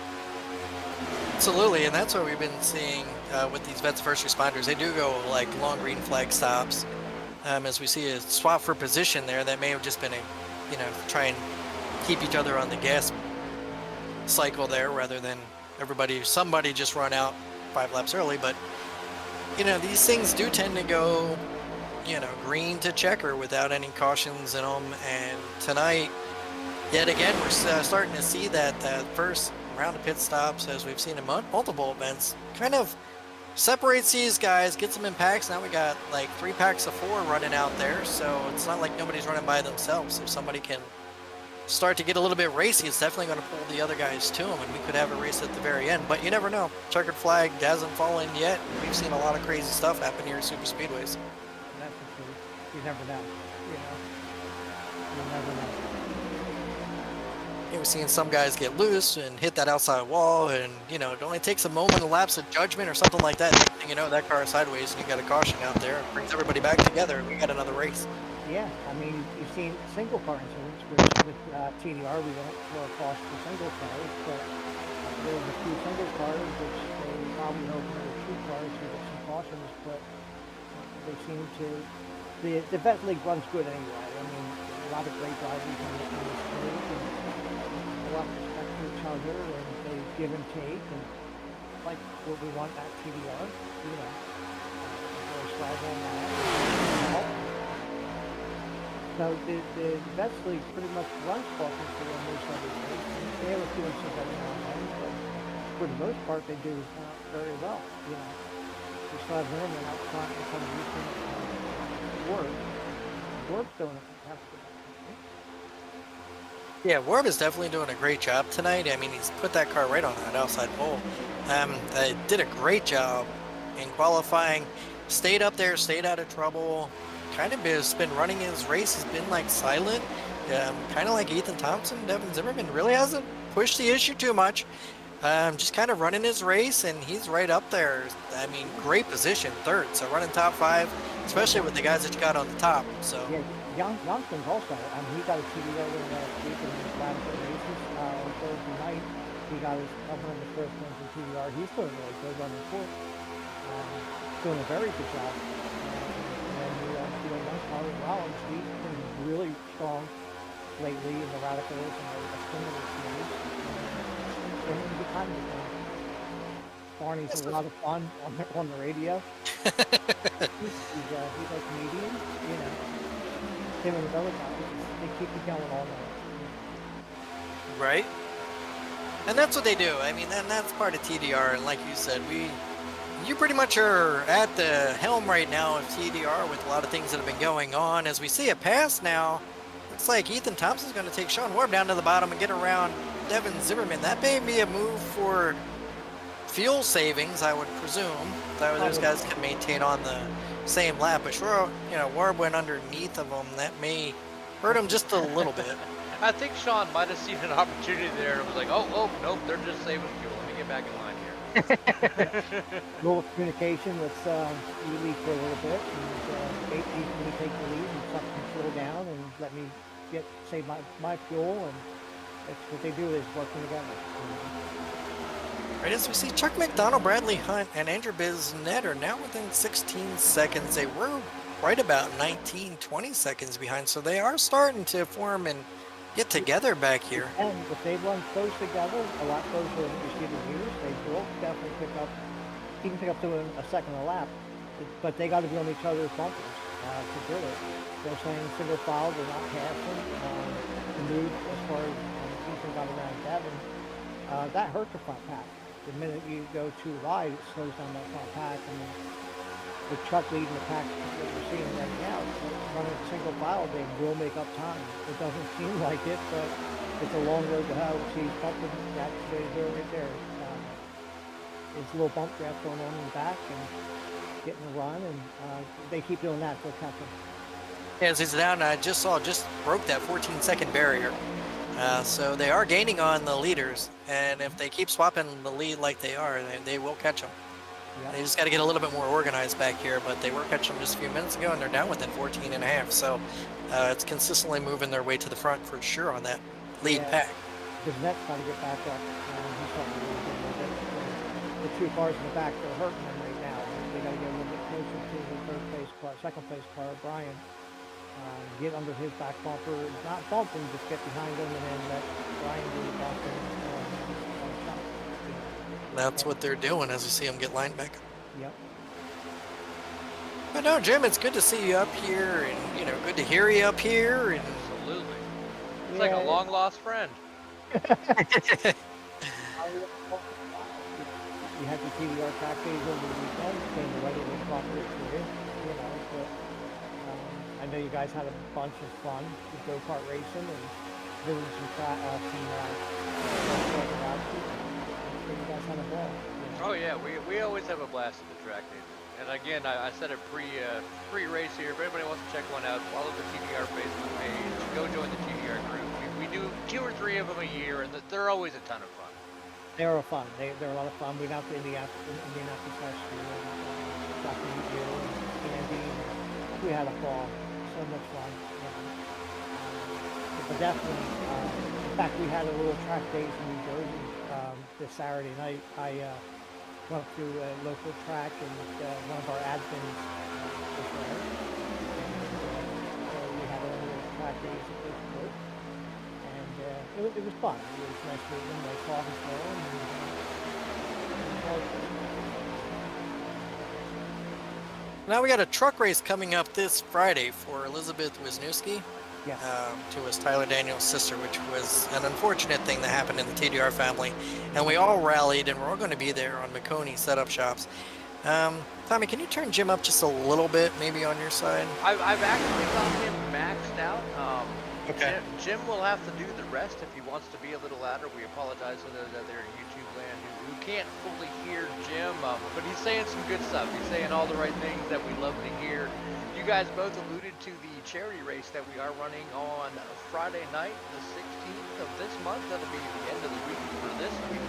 The Elizabeth Wisniewski 100 Memorial Race. The namesake of Tyler Daniels Racing, Tyler Daniels. It was his sister who unfortunately passed away at a very young age. Left behind a young child as well, so we are raising money to help the family out. It will be a truck race at Chicagoland, 30-minute practice, 2-lap qualifying, 100-lap race with a $10 entry fee. The proceeds will go towards that family. It will be broadcast over on the Maconi Entertainment Network. This is a new venture that Maconi Setup Shops is putting on. All that posted to the Mountain End Racing Facebook page. So go like the page, go follow the page for the announcement and the flyer to come out. And to raise funds, we also have an optional 50-50. You can get 5 tickets for $10, 15 tickets for $20, or 50 tickets for $50. That's $1 a ticket. We have raised over $1,000 so far, and we expect to go a lot higher than that. Cool. That's very excellent. Can you hear me now? I changed my microphone a little bit, turn the volume up a little bit. Hopefully you can hear me now. Well, you're about the same. I can hear you. We can hear you, but you're very far away, which is unfortunate. I like it a lot better when you're close to me, Jim. Yeah, I'm sorry. There you go.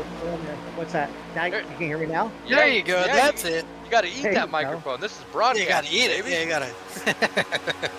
Put my hand over my mouth and I talk, you know? Just like, pretend you're Larry Mack and the microphone's a corn dog. there you go. There you go.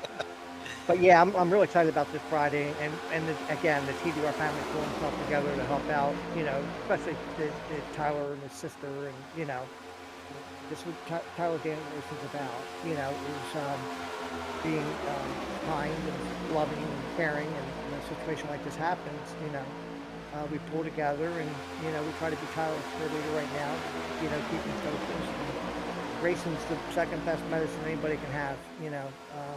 When you're down and out, and your friends get on and start talking and reminiscing and fun. But yeah, I'm looking forward to Friday night. It'll be fun.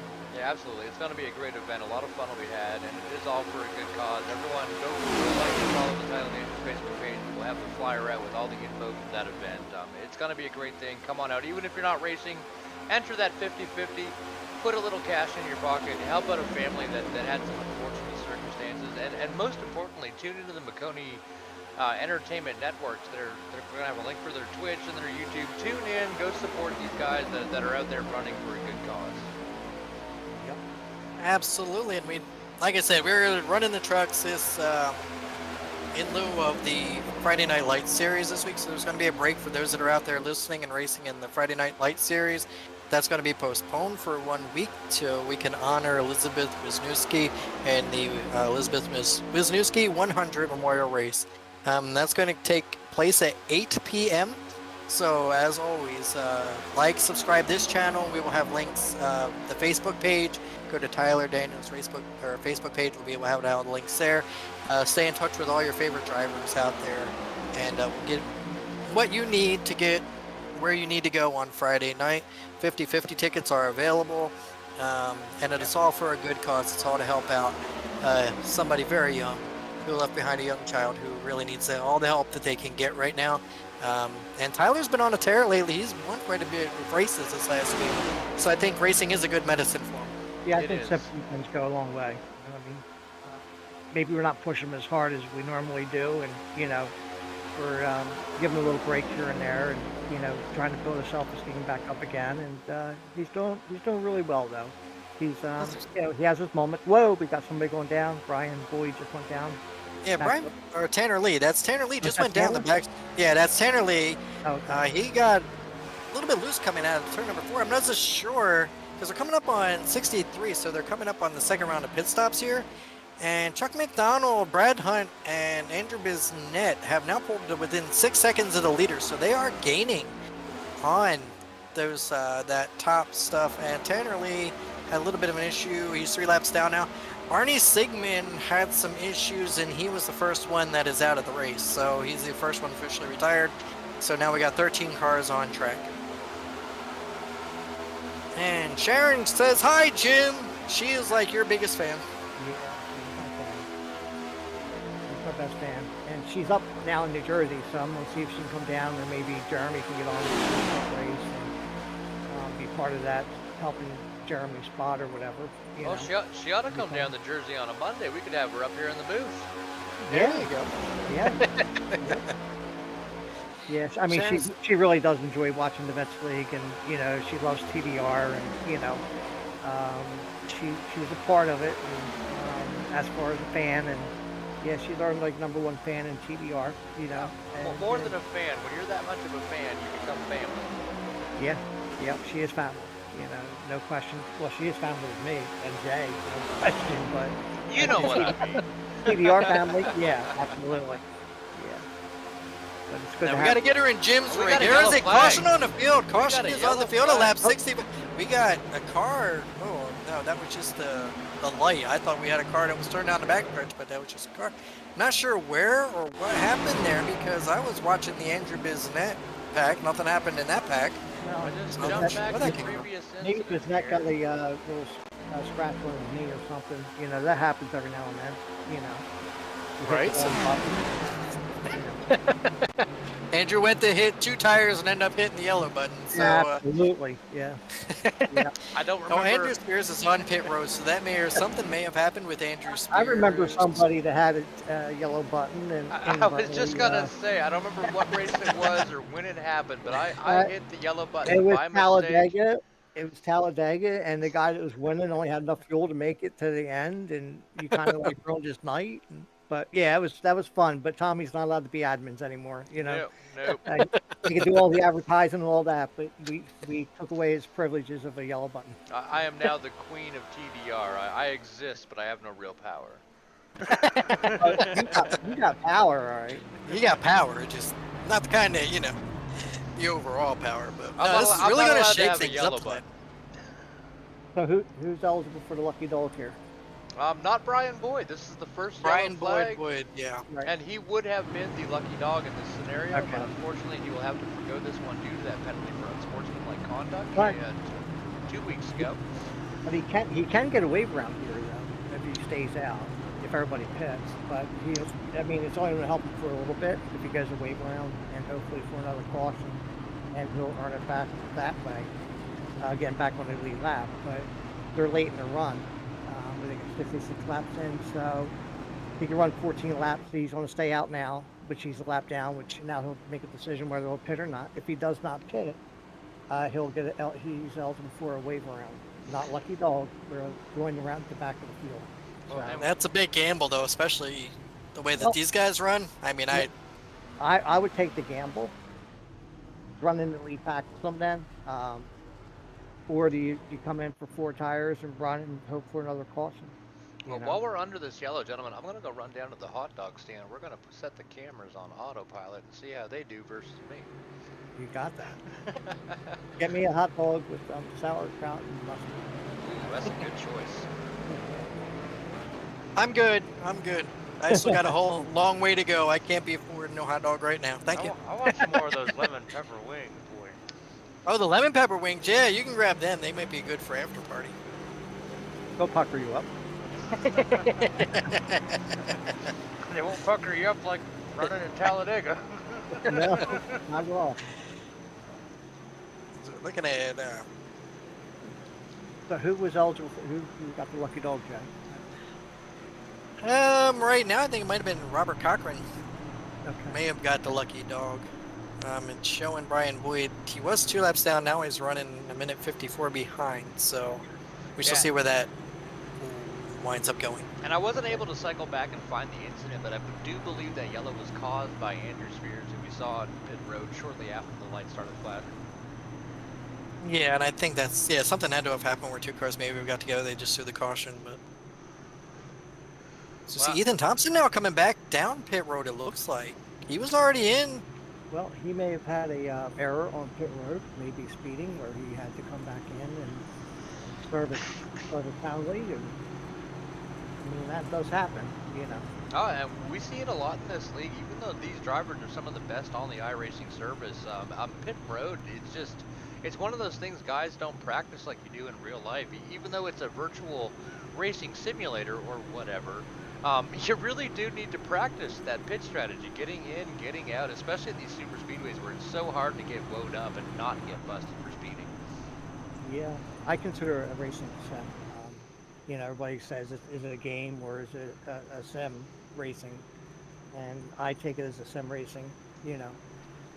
It's the next thing closest to racing you can get other than being behind the wheel. So Look, if professionals are using it, it's a simulation to me.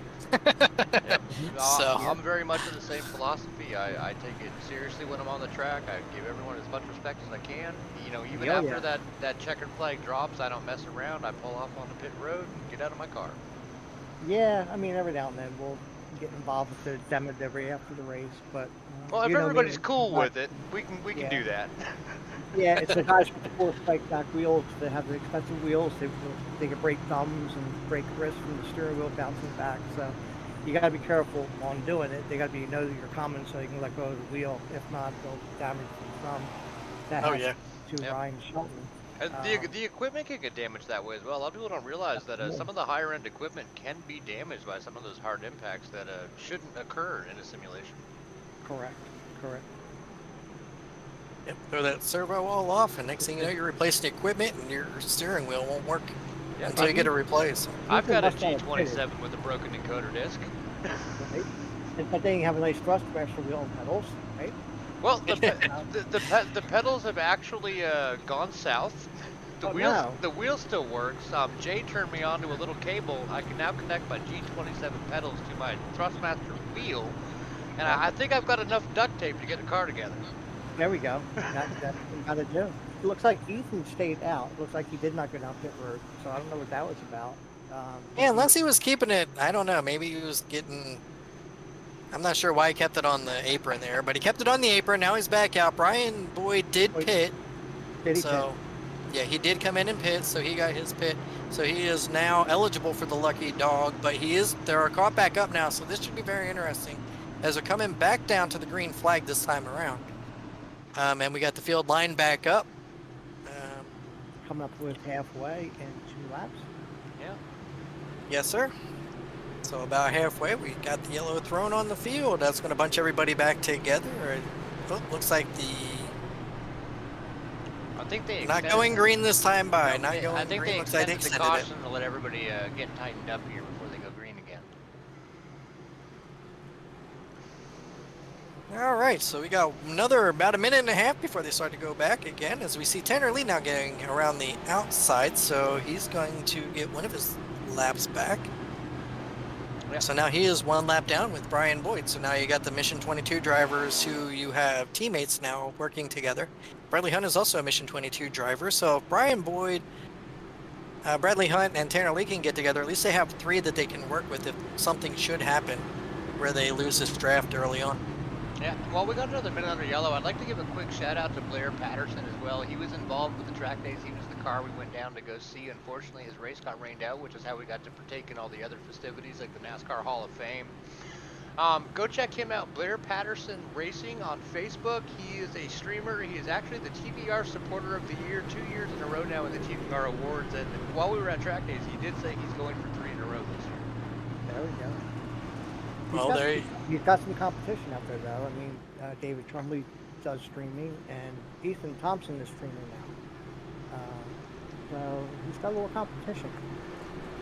Well, Ethan Thompson, Blair does. more than likely, if he can make the next race, has at least 1 trophy coming to him this year. Yeah. But Blair does do an excellent job, though.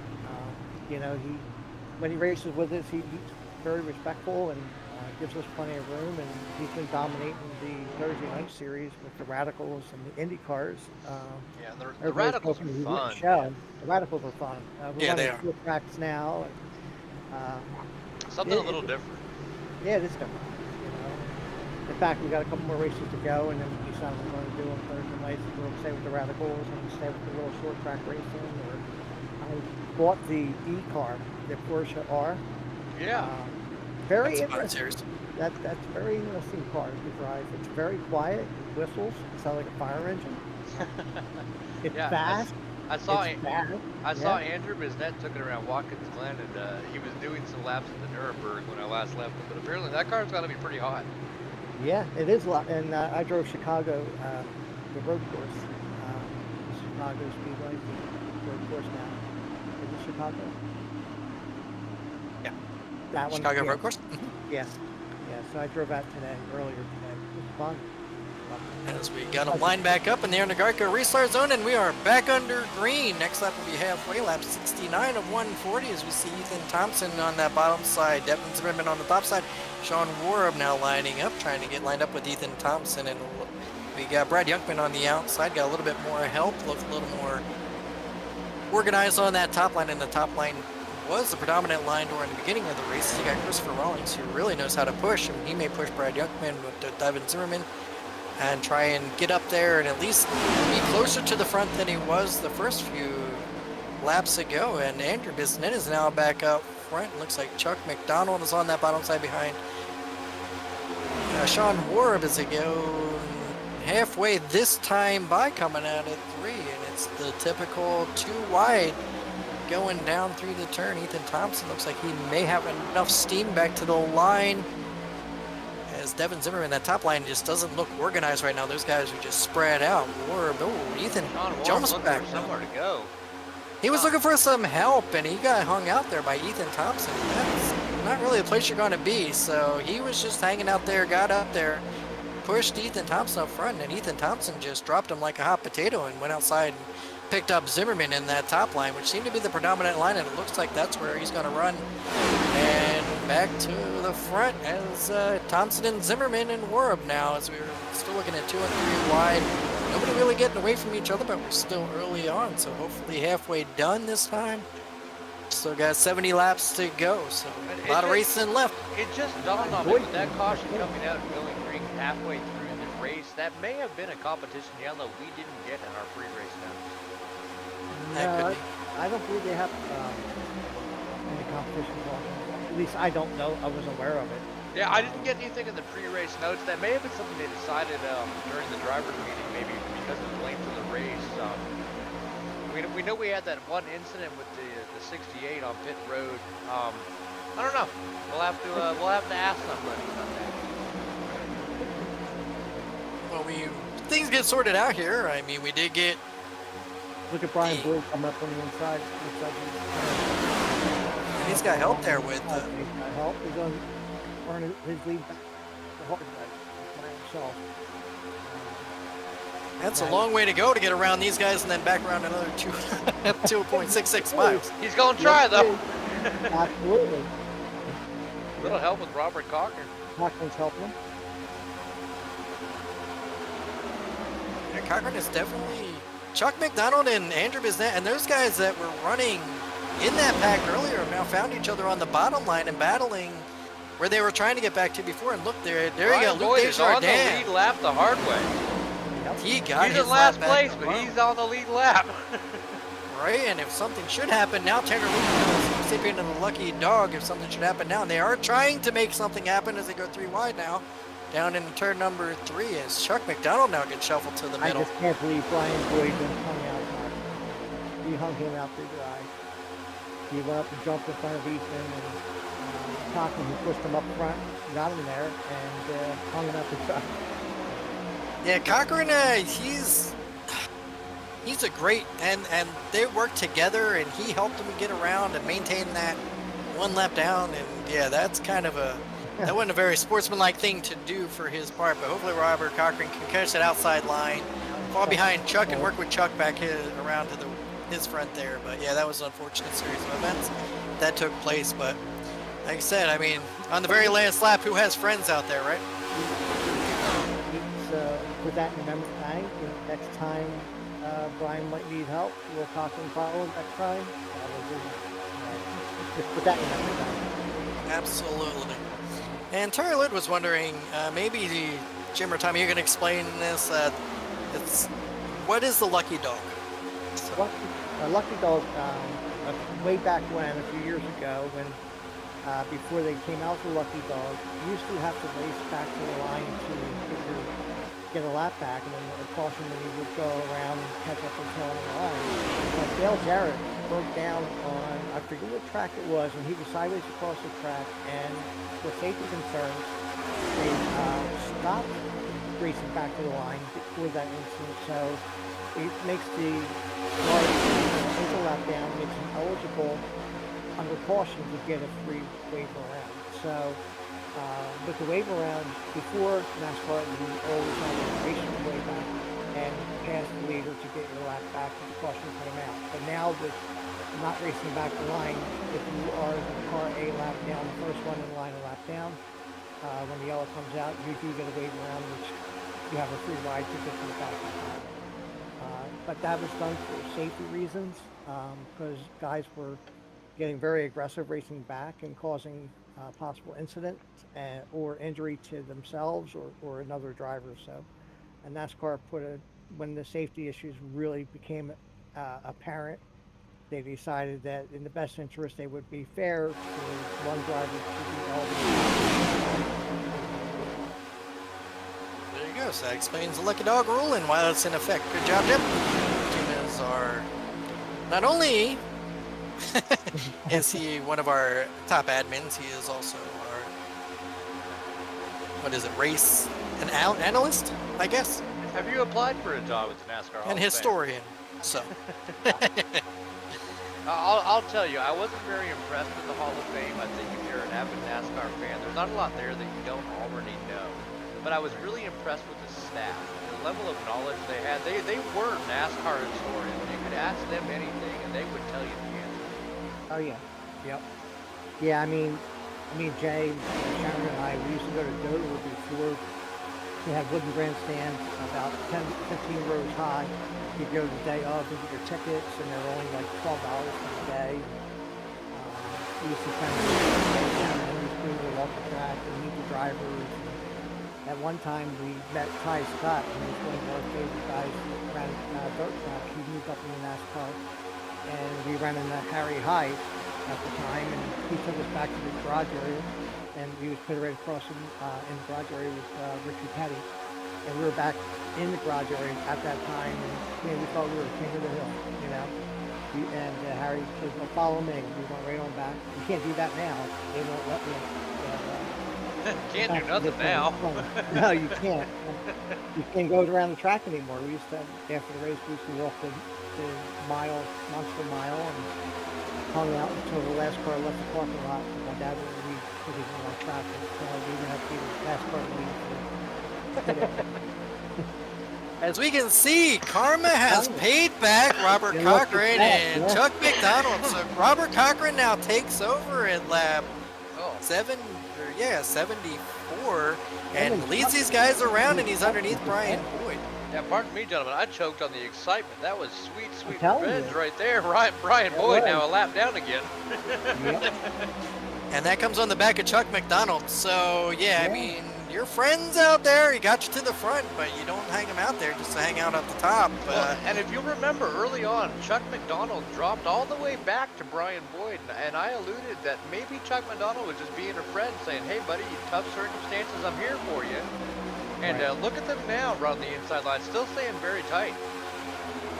It's just, I think that diffuser in the back there is kind of pushing. You can just see where Chuck tries to get up on Robert Cochran to try and push him, and you're just breaking it a little bit too much, and I think that's causing that car just to get out of whack. So it's causing them to lose more momentum, and that's why they're falling back, as Brian Boyd is now getting help from Ethan Thompson and Devin Zimmerman, who you've always seen they stayed just within, you know, just that maintain that little bit of a gap. As now Chuck McDonald's going to leave Robert Cochran out there, and Andrew Bisnet's going to pick him up, but that's not going to be enough. Chuck goes around him on the outside, drops back down on that front line. Maybe he thinks he's better up front than he is behind, where Robert Cochran maybe just got a little bit uncomfortable with Chuck behind pushing, told him to go around him. Yeah, and that's something that Cochran will do. If he's not comfortable, he will back out and he will get back in line and ride some more laps. That's being very aggressive. That's one thing. Doesn't like to put his elbows up in the rub panel. As we see Bradley Hunt now get in front of Chuck McDonald. So there's a good little like push back there, like who's going to lead that bottom line. Top line seems to be maintaining that.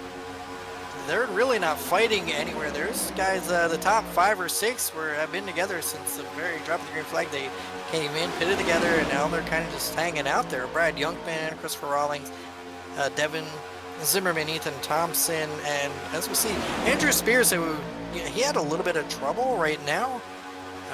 He is currently 3 laps down, but maintaining up there. He had a little bit of an issue, but just maintaining that gap. But anything can happen in these things. A couple more cautions, and he can be right back up there. But yeah, Brian Boyd is currently on the lead laps, so something should happen. He'll go right Bradley around. Hunt just put him a lap down. Yeah, and I don't know how that's working out too well right now, because you got teammates who you'd think would want to help each other. So I'm not sure why Brian Boyd wouldn't want to go down and kind of bring Bradley Hunt more with him towards that front and kind of lead that. But I don't know. I'm not in the car, and I can't tell you exactly what's going on in anybody's head out there. All I know is if I was in the car, I'd be looking to get towards that front or just maintain somewhere where I was comfortable. At least for we got 59 laps to go, so there's so long way to go. Got another car or another at least green flag. I'm assuming green flag pit stops coming up, maybe 2, till we get to the end here. Yeah, and speaking of teammates, both of those drivers, Bradley Hunt and Brian Boyd, running that Mission 22 logo on the hood. A great cause, a great charity out there. For those of you who don't know, the number 22 is the number of veterans who lose to suicide every day. They're out here racing for that cause, and while we raise money at BACC charities, if that's a cause you guys feel so obliged to support, please do so. Great cause, and they do great work for them.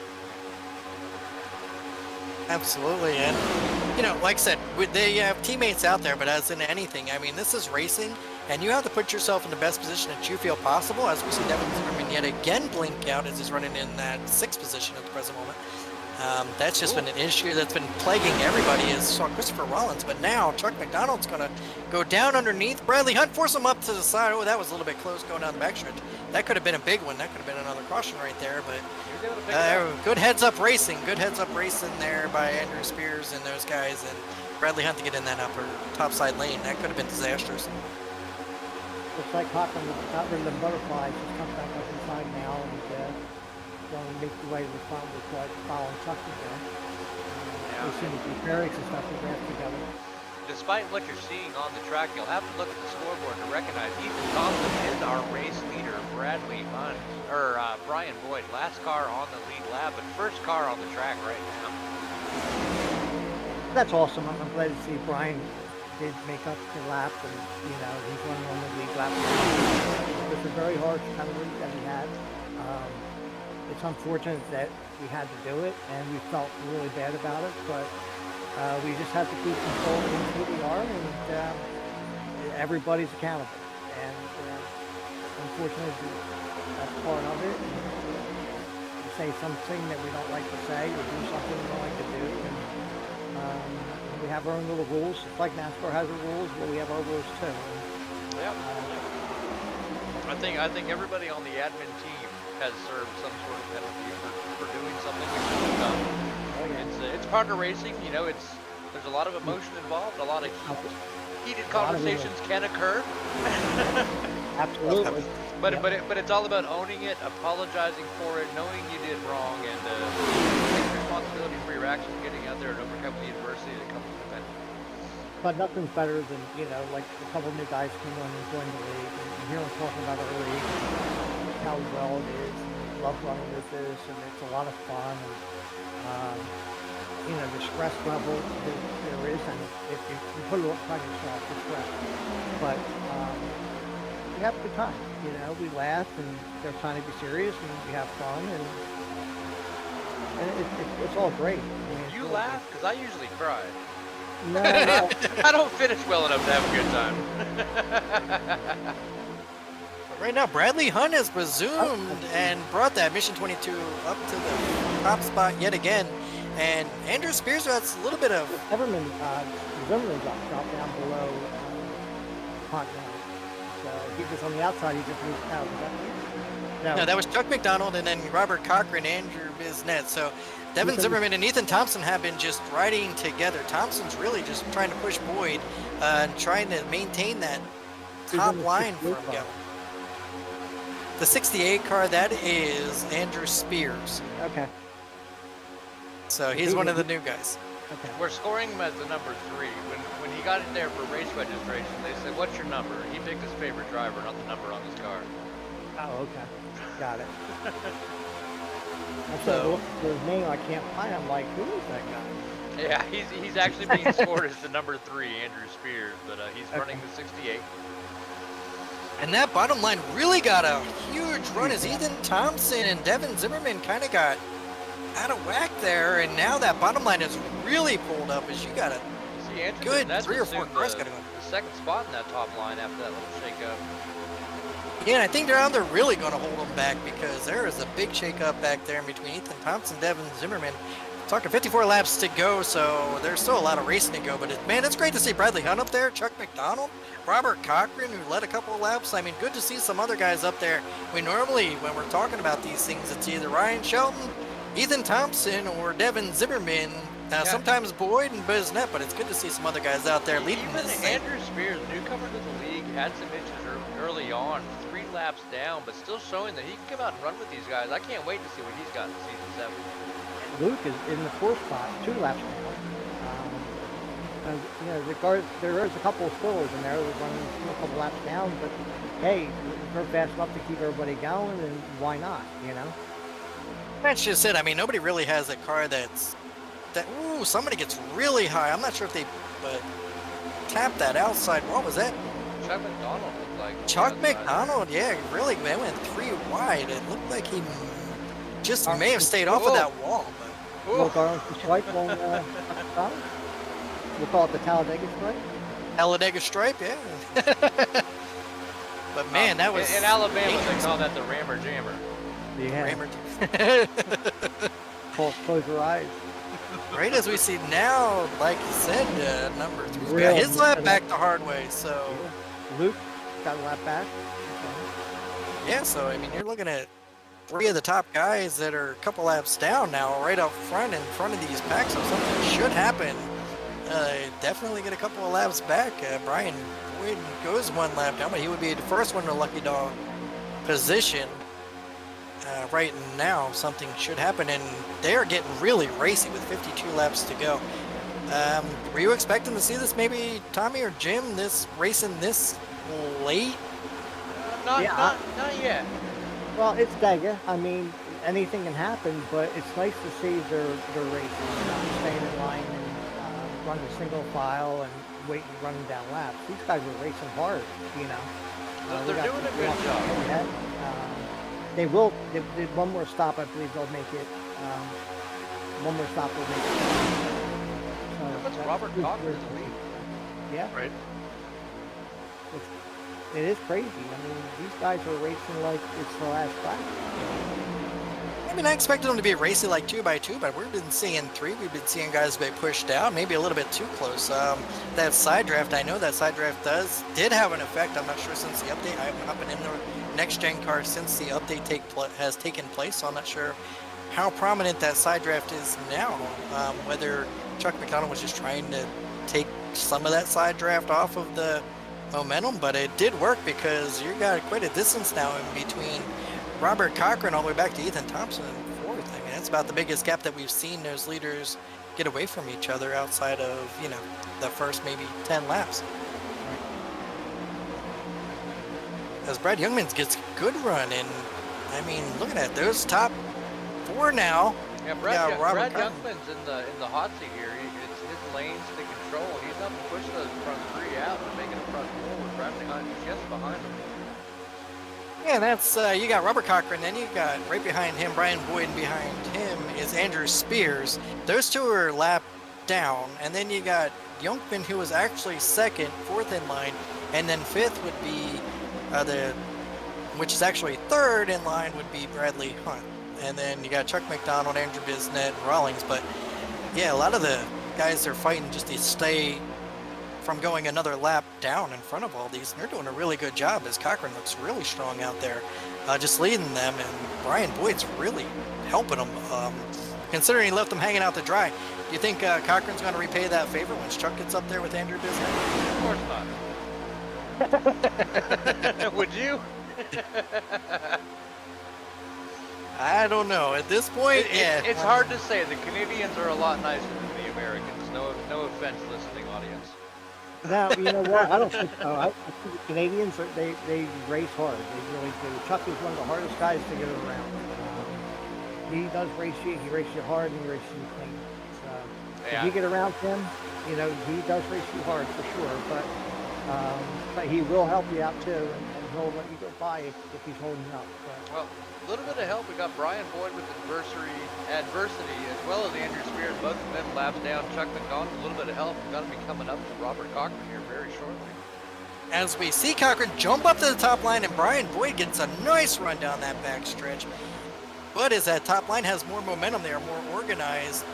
So Cochran did repay the favor to Brian Boyd. Brian Boyd did catch up to him, but Chuck McDonald and Robert Cochran, who have raced together quite a bit through any TDR league now, 48 to go, going to take that top line with Andrew Bisnet, Christopher Rawlings. So he's got that top line working.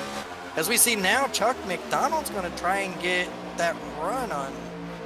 That's a surprising move. I didn't think Chuck was going to actually do that to Robert Cochran, so I'm not sure what that was about unless he had a big run. Well, it's like you just said, he runs them hard. You know, being a Canadian, he knows how to run a track. I call it running him honest. He'll run you hard, he'll run you clean, but I too don't know what that's all about. A boat. Boat in a boat. hey, How's he going, eh? That's the one thing I learned when I was in Minnesota. well, Tom, Oh, Oh no, Andrew Bisnet gets a little bit sideways. He's going to lose that draft. He goes around. Oh, no. There's shoot, there's guys. There's a that's caution gonna on the draw field. a yellow flag. Oh, Wow, and gets my into Devin goodness. there you go. Zimmerman. Now the caution should be out. When he's done spinning, he will throw the caution. yeah, we got the yellow flag out here.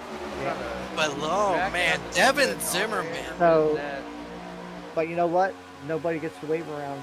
Their lap is back. They don't have to honor the old way. So Brian Boyd, I believe. Right here, Brian Robert Boyd Cochran should be gets back to on the lead Chuck lap. McDonald. Well, Andrew Bisnet got loose coming down right here in the turn by himself. I might be a Yeah, he quarter got ahead of below the me apron. in here. Yeah, he got below. He got on the apron. And He just got on kinda the came apron and around. just Yeah, right. Right there. so. Maybe the next lap. Or But the yeah, next he just lap. got around and then just couldn't handle it. Right there. He just got below that. He just chased it down, and unfortunately, Yeah, I Devin, mean, nowhere to go. Devin had nowhere to go. He just tried to avoid it and just slowed down enough, but didn't. Doesn't look like there's too much damage to that front, and I believe that they still should both have quick repairs.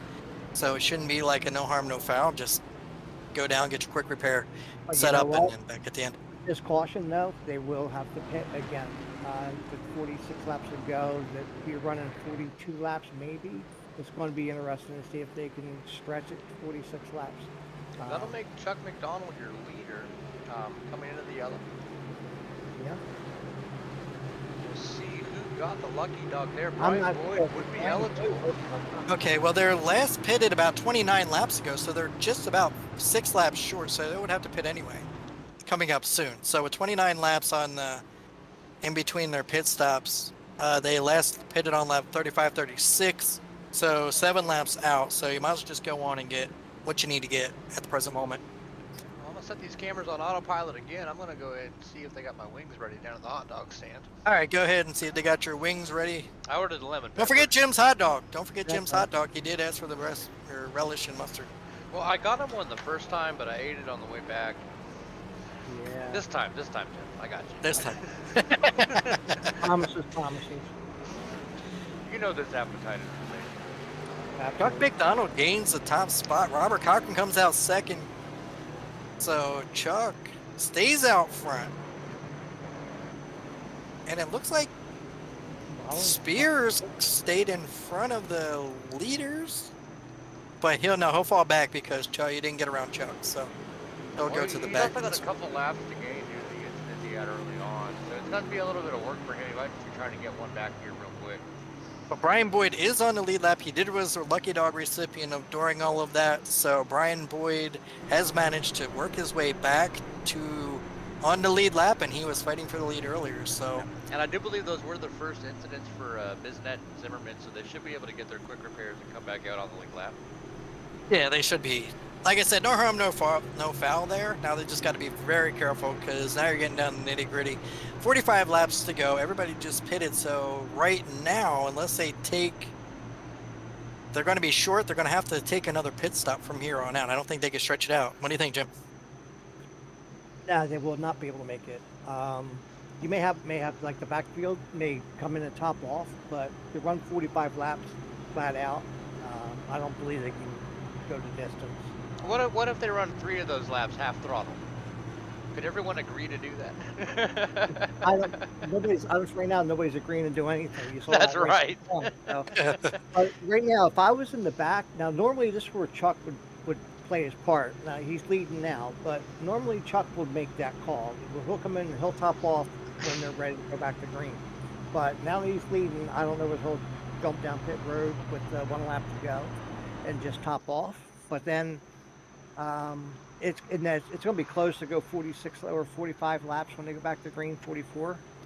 It will be close. I don't know whether they can go 44 laps on a full tank of gas or not. Well, I know it's kind of silly to do with super speedway racing, but I'd love to ask the YouTube chat at this point. At a super speedway race, you know, less than 50 laps to go, we are in the final stretch. Who's your favorite driver to win tonight? You know, it's a toss-up. Really, it is. Be any one of them. I mean, look at Sure the could. real talk at Daytona, super speedway. Anybody could win this race. Yeah. I mean, we see it in live racing, you know, on super speedways. You're just in the right spot at the right time, and on that last lap, you got to become a good blocker or a good drafter, you know. As we see Brian Boyd now coming in, so he topped off on fuel. That could be the winning move to put him back up front. So he did top off. He got his lucky dog, took his pit, Now, if he's and then came back around. if he's the only one that topped off and didn't have a friend do it with him, when everyone comes into pit, depending on how many laps are left, could be a little close. But if you're talking 2 or 3 laps, he may be able to stay out there by himself and win it if it goes green only. Could be. Time will tell, won't it? Yeah. And there's not much time left. 1 lap to green. But that is a tall order, though. I mean, you're talking 42 laps, 40 laps. Well, they're going green this time by. Yeah. So I think it's, what, 43 left to go at the line. So they got 43 laps. They've been coming in on 35. If you hang in the back, you may be able to pick up 3 laps. That'll put you at lap 38. Earlier, did you have a guy hit on lap 2 on the first set of round? The green flag one? We saw nobody go stretch into 40. Chuck McDonald sitting pretty. We're going to watch off the his rear quarter panel coming to the green here. 38 was the most that we saw during that first run. Okay. Robert Cochran to his outside. This is going to be good, guys. Yeah. That's the Dolby cam, right? Pace cars off. They're stacking up. Yep, as back to green here, and there's the acceleration down. Well, you got to come. This is the one where it's in between that tri-oval and turn 1. Yeah, it's just forever. You're sitting there There it is. Chuck McDonald off to a great jump off the field there.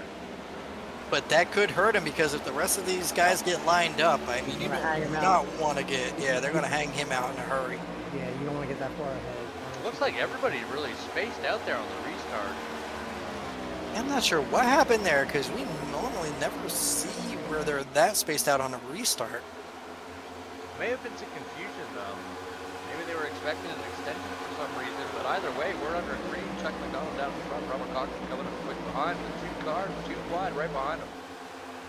Yeah, I think Robert Cochran's not going to, he may chance to go around, but looks like he's just going to catch up to him with Christopher Rawlings there, Brad Hunt. Because you really need Sure. somebody behind you really to push to make that run when he ran out there by himself. They were too close right after. No, But they got a nice little But gap. now they've got a 6-car draft going on. If Robert Cochran steps out, I'm willing to bet Christopher Rawlings will go right behind him and give him a push even this early on. Yeah, but I mean, right now, if it was me, I'd be in the cap race. Let Chuck use all the gas up. This front 6 have made quite a run for it. Chuck McDonald low side all by himself. Top side trying to get organized. Yes, Chuck McDonald down low. I think Chuck is doing this strategy-wise. I think he's going to let them go by and jump in behind and create control. And try and pick up that second pack. No, he's just going to sit back and just let them go, and he's going to, unless something happens, but I don't see it. 42 laps, so that's a tall order for, considering we saw Yeah. 38. But this is Chuck. I mean, this is what Chuck does. You know, I'm surprised that he went that far back. Well, that might not have been intentional. He may have expected to come up a little bit and catch some of that tailwind as he merged back on the track and Yeah, like, but hit the mark. way out. That's way too far behind right now. Look here, he's way He out is there. way back.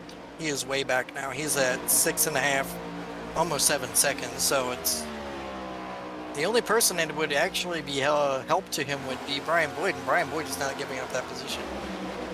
He's been Up in the back right now. There's no way Brian Boyd's falling back. No. That makes Robert Cocker I your don't current understand race what leader. I don't understand. I mean, Chuck is pulling down. I understand as far as getting right back behind him, but oh, we got somebody that went way down low. I'm not sure if they were able to save it, but somebody jumped down to the bottom there. Oh, we got a car spinning on the inside, smacking that inside wall. No caution, only one car. I couldn't quite see who that was this far back. Might have been Luke. Looks like a Luke car. Wasn't Luke? No. See if we can. Tanner Lee. Looks like Tanner Lee is. Okay. So Tanner Lee get really loose. We saw him spinning and the rest of the field managed to maintain going around him, but when a single car spin, you're not going to throw the yellow flag for that. 40 laps to go. So this is going to be an interesting strategy to see if Chuck can actually pull that off. But yeah, like I said, the only other person who's got enough gas that could possibly make it would be Brian Boyd, and Brian Boyd is just hanging in that pack. I'm sure he's just trying to save as much as he can. He's not really willing to pass anybody at this point. When you're in the pack, run off. If you run him from 3 or 4 cars back in the line, you can sit back there and you can save. So if that's what I'd be doing is what Brian's doing, is just staying back and running follow the guy, and hopefully breaks will go his way. Stopped off. He's down on the lead lap running 7. And Chuck McDonald dropping way back off the pace. Also, like you alluded to, Jim, trying to save some fuel. I think he totally did too far. I understand dropping down, but he should have got back in the line and rode. But he's so far out of it now, he's on full throttle. Try to stick it. If we were all perfect, we'd all have books written about us 1,000 years. Yes, Yeah, Chuck is really, really falling off the pace.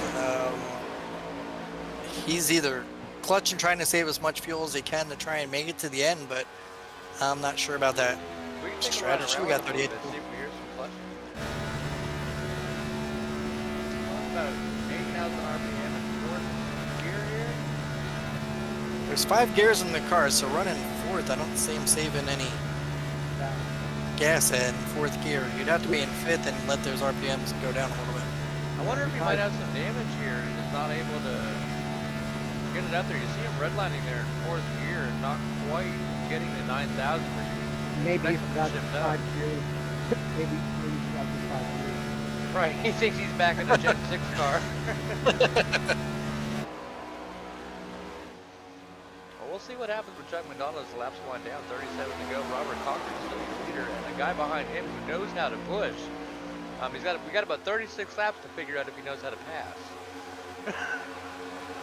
Yeah, that's Cochran. Christopher Rollins is up there, like you said, alluded to earlier. You know, these guys know how to get around here. Bradley Hunt, who was leading earlier, as well. Sean Warab, and 3 laps down, Andrew Spears helping out in that top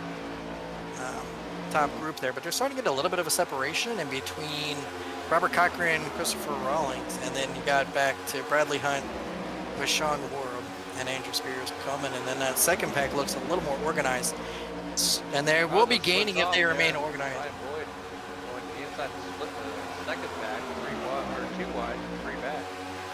Well, then I would say Brian Boyd probably came down and topped off, but I don't. The way he is racing, and if he's going to lead this pack down, he may have the most amount of fuel, maybe for a lap or two, maybe catch those guys, but he's going to have to catch a draft in order to save more fuel to at least stretch it out to the end. If these guys, if that's what their strategy is, I'm not sure. You can see that lead 36 back to go. just off on the edges of the screen as we track them down the front and back stretch on this nice long view camera we had installed up here in Talladega just for this event.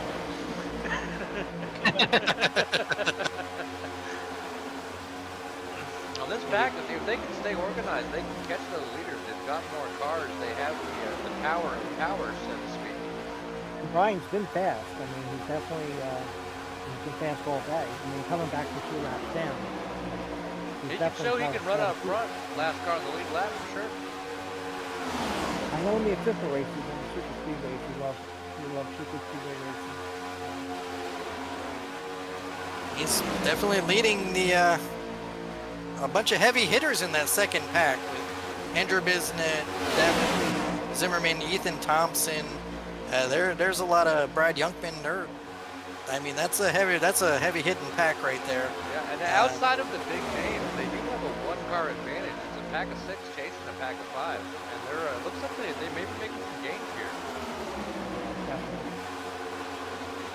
Tell you what, if Brian Boyd pulls this victory off, he has got to be my vote for driver of the year, because that was one heck of a run to come from 2 laps down to get, or at least driver of this season anyway, because I mean, that's one heck of a run to come, especially at Talladega, from 2 laps down to end up winning it.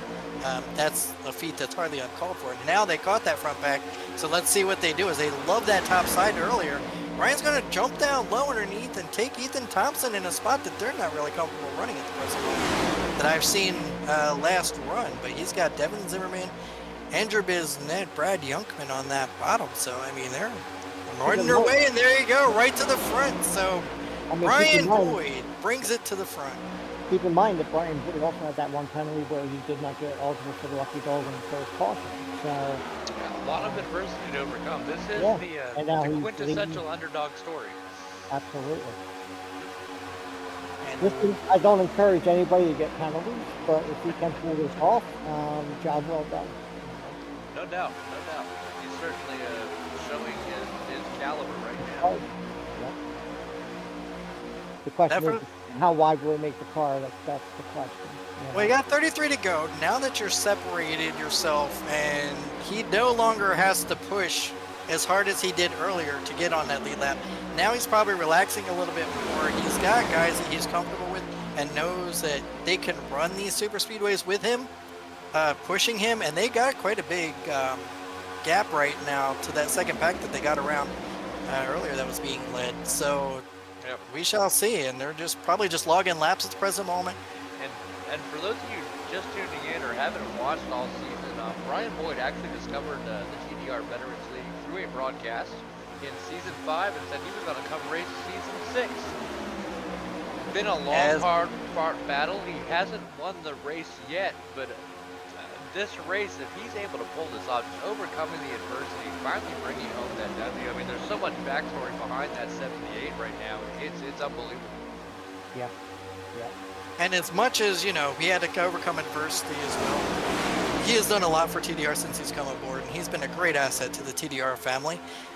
It's just sometimes we just let our emotions get the best of us, and that's unfortunately what happened. We're all racers, and we're all, and when we're all racers, and this is what we do, you get caught up in the heat of a moment, and with TDR, we try to not have everybody get on the box and tell everybody else what to do, and we should come out with it. It's Robert Cochran. He went in for his pit stop. I think he just came down to top off with fuel. He may not have had enough.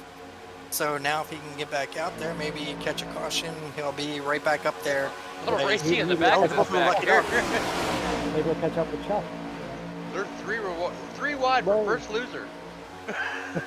They are getting racy as Luke Desjardins goes from top to bottom and almost looked like just came off Brad Youngman down the backstretch. So he chased this car a little bit. But yeah, Brian Boyd, Ethan Thompson, Devin Zimmerman, Andrew Bisnet's right there, Sean Warb is right there, Christopher Rawlings right there. I mean, these are guys that have been pushing each other and have been to the front all day. It's still too early to call. So nice to see different names up front. Christopher Rollins and Sean Warb looked up again. Oh, and somebody just got to the outside, did not touch, but I mean, it looked very close there coming down. The door jam there. That might have been Bradley Hunt. So there's some doors going on there.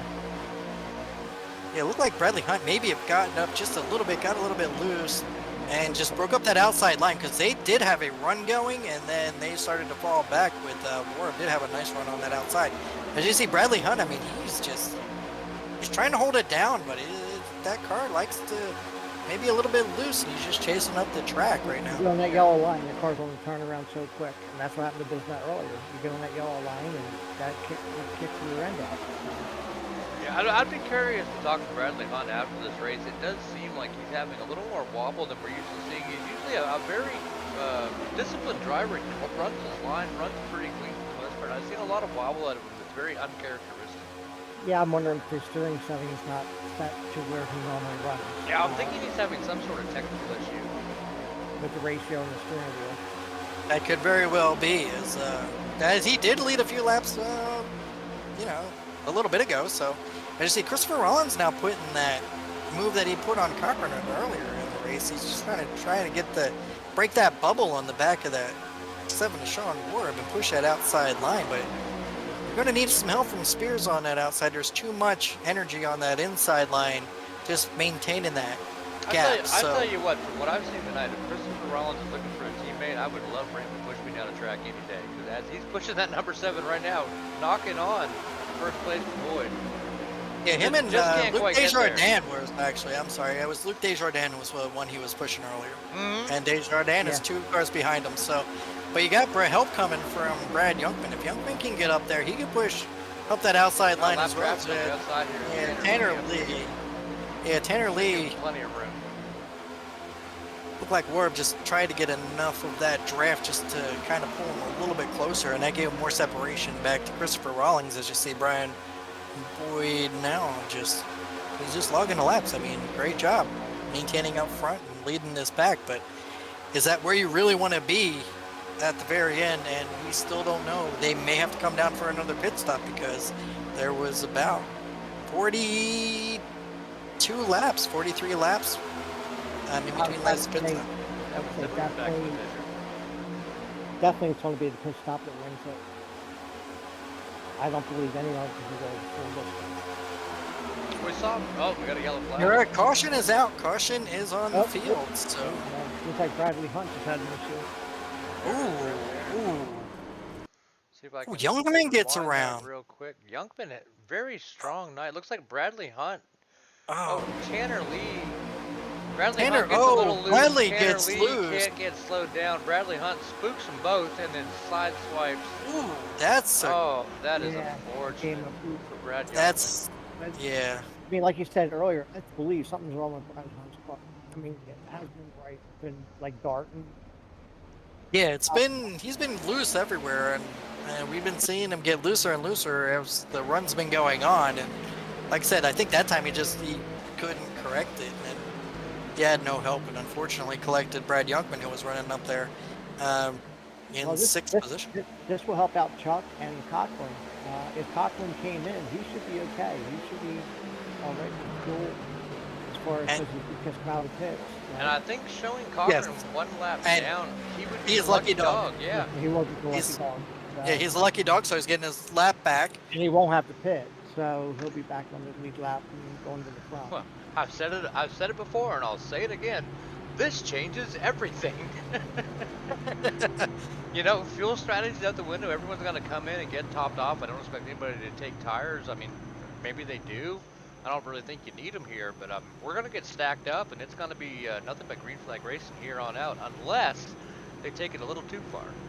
Yeah, Brad Youngman must have had damage from that previous spot because he is now dropped out of the race. So Youngman must have had too much damage from that. And unfortunate for Youngman, just nowhere to go. Ran a really strong race all night long. He did really run really well. You know, he's knocking on the door. Like I said, he did win the Radical race the other night last week, so he's got his first TDR win. These guys are coming in on TDR, and we really have some really good drivers right now that moved in. And that's huge for Brad Youngman too. That first TDR win, he's been in the community a long time. When you run with these guys day in, day out, we got a lot of top-notch drivers. When you get that first TDR W, that's huge. Yeah. Coming in off that momentum, had a great night tonight, and unfortunately circumstances put him out of the race due to no fault of his own. Right. Well, that's Dega. You know, I mean, Right. And I think Ace May said it just fine. It says it's Dega. Anything can happen when you yeah, build in an old Indian graveyard. So absolutely. Yeah, When Talladega redoes their racetrack logo for the 100-year anniversary, it should be a right. teardrop Yeah. because it has broken many a heart. Well, well, many you of the can't car- put an Indian out there apparently because they've been getting rid of all the Native American signs and stuff like that. So, but no, a teardrop should be absolutely. Fortunately, these are about a $500,000 throwaway car they run at Talladega. They're Hmm. throwaway cars, you know. Yeah. They build them for this reason, and they race them, and they don't bring them back in one piece, and that's expected. So, Yeah. as a car owner, they put this in the budget to scrap a couple cars during the super speedway season. So, And you know a funny story about super speedway cars, like you just said, Jim, they make throwaway cars. yeah, If the car wins a super speedway race, it still gets retired. that's correct. They retire it as a super speedway runner. Yep. Until they save it for the next one. Won't be no good for the rest one. It ain't worth the money to tear it down and build it back up. Or you go into Daytona, their little Hall of Fame there in Daytona if you win the Daytona 500 for a year, you know. So you lose that car for a year. You So lose either that way, car. you're losing the car. Yeah. Well, that's Ethan Thompson cycled through the pit stalls, And like that. coming out on top. That car's looking dirty, isn't it? I think it was white Yeah. when it started. It's looking a little gray now. Yeah, I tell you what, the graphics on iRacing these cars and the rubber that they kick up, it's real. I mean, it's a real deal. I and mean, it that gets car pretty is- sealed and, That you car's know, got bugs pretty on it. good. That Yeah. looks like a race car right there that's been Yeah, it driving for exactly 120 laps around Dega, for sure. The rubber, yep. Let me see if I can find that one camera. Yeah, there we go. The drone cam. There you go. Fabulous You just drone see that work by rubber the building. iRacing team as well. I don't want to throw any shade at the Thompson Drone Works there, but how do they fly the drones this well? I'm telling you. Yeah, they're very talented guys. That must be from the Drone Works from Ethan Thompson, so you can go check him out on his site if you ever need any help Absolutely, go ahead and get in the Maryland area. I have a drone, but I don't fly it because I am terrible. You'd be under the car, right, Jim? You'd run over a few times. buddy? Yeah, I'd be crash, bang, through the fence, you name it. But as we cycle through, they always say the cream rises to the top. And now we got Ethan Thompson, Devin Zimmerman, Brian Boyd, Sean Warb, Andrew Bisnet, Bradley Hunt, Chuck McDonald, Christopher Rawlings, Robert Cochran are all on the lead lap. Luke Desjardins is 2 laps down. Brad Youngman is out of the race. He is now 2 laps down. I'm sure he'll fall back to 13th. Andrew Spears, who had some issues earlier, 3 laps down in 12th. Tanner Lee, who also had some bit of an issues, is also 3 laps down. Those 2 are fighting for position in 12th and 13th. So we still got 12 cars that are out there to the end here, and we're going green racing this time by. Yes, Terry, that is true. That it is buried in that Talladega is on the Indian graveyard. Yes. She asked in the chat, was it true? We have Jim up here more often. He brings up all these fancy little tidbits. He is our historian. Yes, he is our historian. He'll be able to. He finds out stuff for us. He does look things up for us that, during races, and he's a great help to the broadcast as well. So Sometimes. we love Jim. I just don't have the voice for radio, you know. Sorry, but I have the face for radio. I got the face for radio too. I have the face too, but I don't have the voice. Well, pace car's gonna be off this time by. We're gonna focus on Ethan Thompson here. Yeah, let's go back racing. Good Devin luck, that Zimmerman to the outside. Brian Boyd, the story of the night, sitting P3 with Andrew Bisnet and Sean Warrup close behind those 3. And we got Bradley Hunt, who has the issue, but I'm not sure. We got 25 laps to go. Everybody came down. Well, This is it. We're to the end. Maybe with a quick repair that you use, maybe he's all better. There we go. As you see, Ethan Thompson and Brian Boyd take that bottom line, and Boyd now jumps in the second spot behind Ethan Thompson. Devin Zimmerman sitting right there. Sean Warb, Andrew Bisnet, Bradley Hunt, and Andrew Spears, Chuck McDonald right there as well. As now Chuck's going to go high, and it looks like he has a little bit of help from Tanner Lee on that outside line. And Christopher Rawlings is also going to join that high side as well. So Rawlings, Chuck McDonald. Mama Boyd might have just cast some juju you on the race. She said she is an Indian. Okay, well, she better be out there and do a little bit of a hoodoo dance on her to get, that whatever curse is on this track. As we see now, Devin Zimmerman's going to jump outside and take that with Sean Warb. Now's the time where you're really going to get all the moves that you can, but what lap do you really want to go? I don't think it's going to be the absolute last lap. I think you may want to go probably with like 2 or 3 to go to get that momentum rolling for you. I think the best move is 1 to go. That was a little Brian close.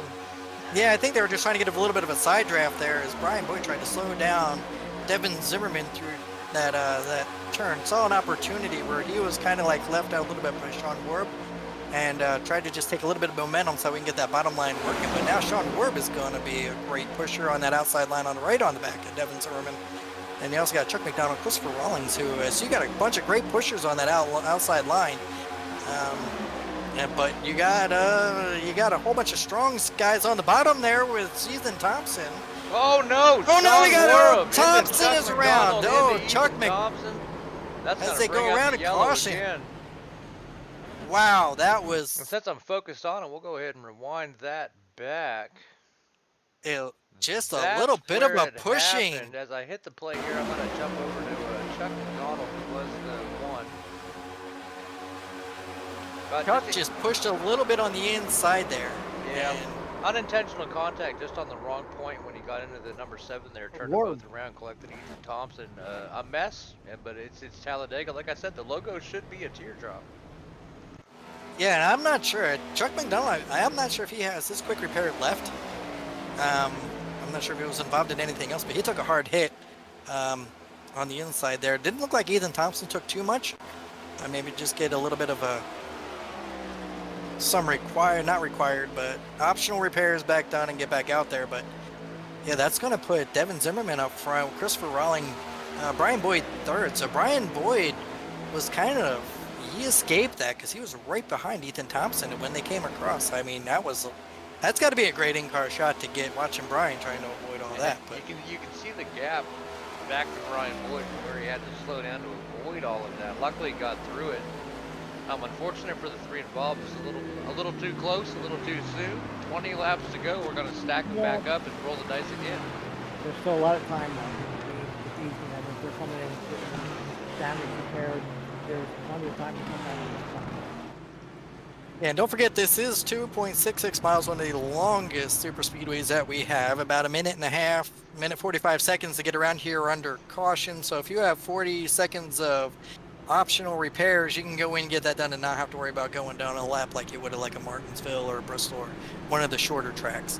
And fun fact, this is one of, if not the highest bank racetrack in NASCAR right now. Yes, it is. What is it, 36 degrees, I believe? It is. The NASCAR Hall of Fame, when you first walk in, on the left-hand side, when you first walk in, they have like a bunch of historic race cars on basically a turn laid out in the museum, right?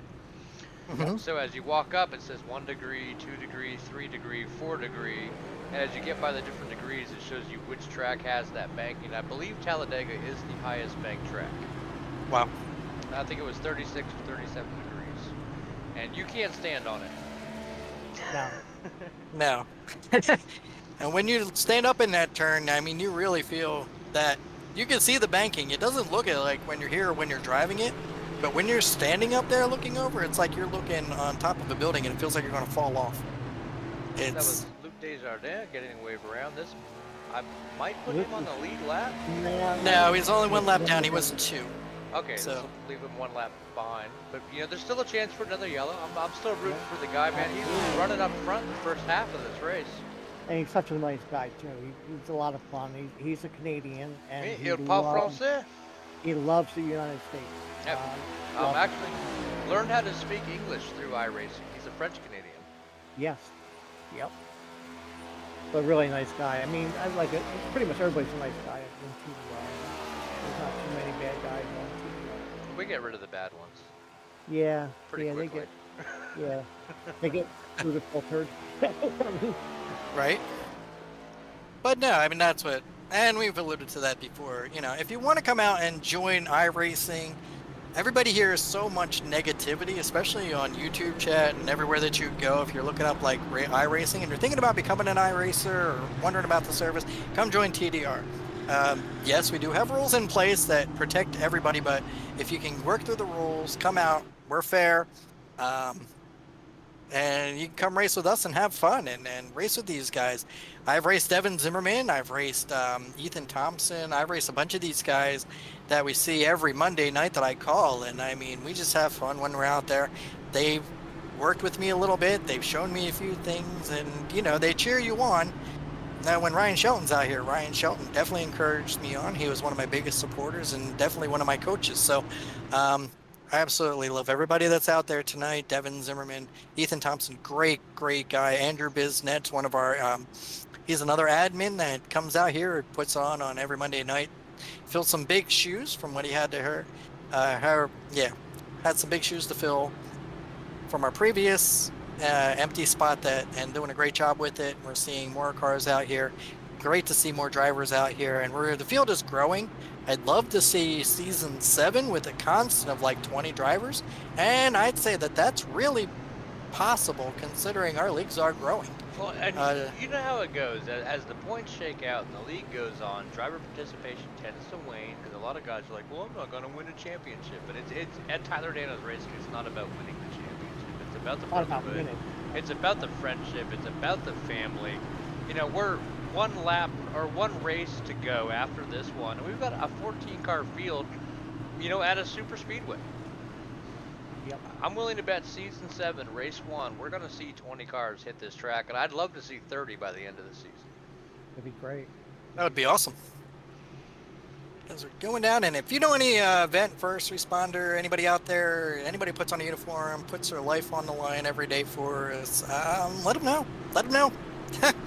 Come on out. I mean, this is a brotherhood that these guys share. This is reserved just for anybody who is puts on a uniform. That would be any of the military services. Obviously, we accept Canadians as well. So if you know a Canadian firefighter or something like that, I see a lot of guys out here from the Air Force. I'd love to see a Marine out here. And I see a couple Army guys, Navy. Haven't seen any Coast Guard, haven't seen any Space Force, and haven't seen a Marine in a while. So let's get them out here. We had a Marine out here once, but you know how them jarheads are.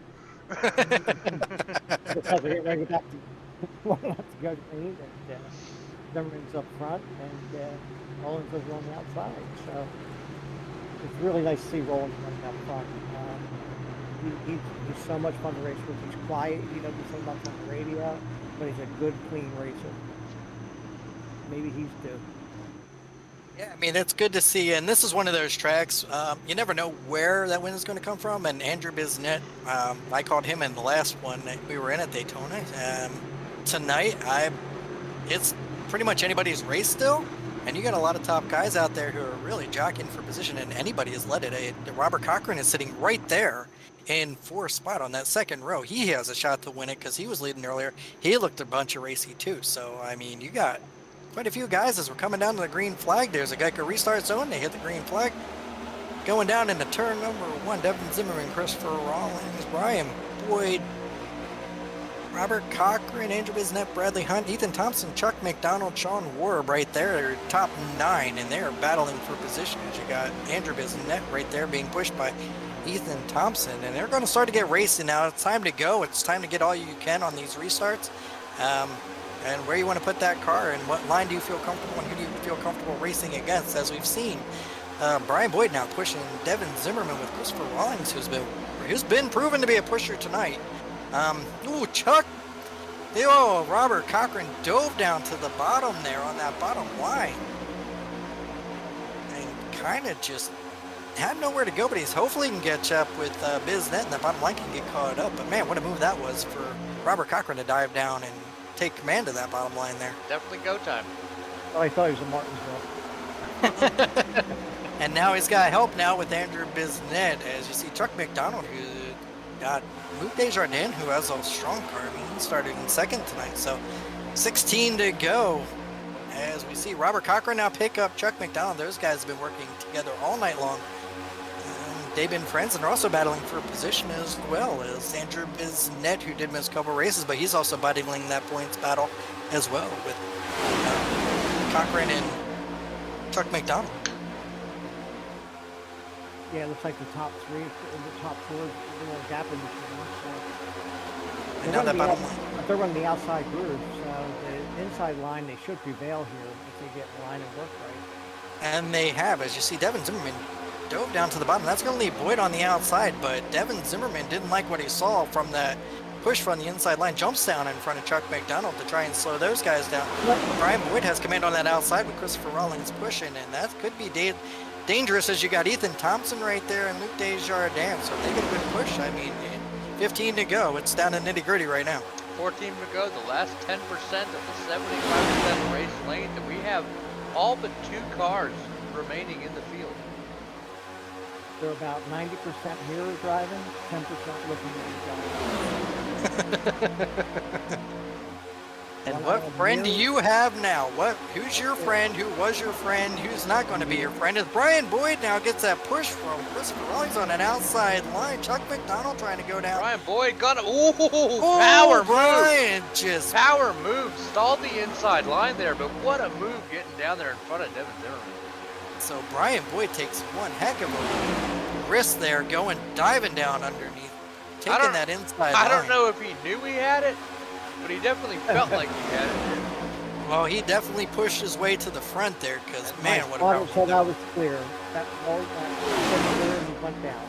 That puts Christopher Rawlings up front, someone who's been pushing all night long, and he might be. Oh, We get pushed a little spun too by hard. Ethan Thompson. Luke Desjardins, Tanner Desjardins. Lee, Ethan Oh Thompson. man, Spears is involved. Didn't look What like a he got too mess. much by Go Luke ahead. Desjardins, who had Luke had another. lucky dog, We'll and he back got that involved in up. Oh Watch man, it again. somebody got upside down. It looked 81. like. Oh, Oh. what a mess. Let's back that up one more time. That has to be the big one here with 14 to go. Yeah, that was the big one. It just looked That's a like draft Ethan on Thompson. bad. That draft that were on bad. Just caught him the wrong way, and you watch they collect so many cars going into the corner. It's the worst spot for that to happen on corner entry. Takes out that whole high line, nowhere to go. He just hooked them. Yep, just that push. I mean, but it's down to the very end. Yeah, it wasn't meant to be. But And that's it going to happened. put Brian Boyd to the lead. Brian Boyd he has definitely got that mama boy juju going on with the Indian. She's definitely keeping them bad spirits off of Talladega and off of Tower, his She's first out there. time tonight. She's out there doing the race dance. I guarantee it. But man, what a run Brian Boyd is having tonight. But Well, we have this Up yellow. We'll probably be 11 to go, maybe 10 to go by the time we go green. Can anybody check in with the YouTube chat? I've seen it go by, but I can't pay attention because of all these camera Yeah. buttons. We were following it. Nothing really good. Like Ace May lives near Talladega, and he fishes in the backyard of Talladega at the pond. Ace May, can I stay at your house next month? Of course, Terry Lloyd. Brian, you're giving us a heart attack here in Florida. I think that's Brian's mom, right? Brian's mom's in Florida. Yes. I'm in Mhm. Florida. I need to I'm go in Florida. buy her a root beer if she's down. Terry? Yep. Oh, Ace May, there. I've got a place to stay. I'm gonna go ahead and buy my Dega tickets. All right, there you go. And, Paul Hey, Bosworth Ace May, earlier. figure out how to find me on social media and we'll talk, buddy. I'm serious now. Hotels. If anyone's ever been to a race, you got to plan well in advance. Book your hotel a year ahead of time. Yeah, I Um, hope the weather was right. I used to go to Daytona every other year. A former family member of mine had a little cottage down there I could stay at. It didn't cost me a dime. I tried to go one year without that luxury. They were like $400, $500 a room at like the Super 8. Yep. So Ace May, if you got a couch, I got a ticket, buddy. Paul chimed in earlier. Yeah, Paul's watching Vosberg be here on a weekly basis. He's out fighting fires, right? Yeah, he's one of the firefighters. Yeah, he's a mentioned on firefighter out in Facebook, the Lake Tahoe area. He won't make the rest of the season, but he will be back for season 7. So we look forward to seeing him back on track, and we really appreciate him coming out here and supporting his brothers in arms on the track. And stay safe, my friend, out there fighting them fires. I mean, you're Yeah. doing a great job. No doubt. Stay frosty. Watch your 6.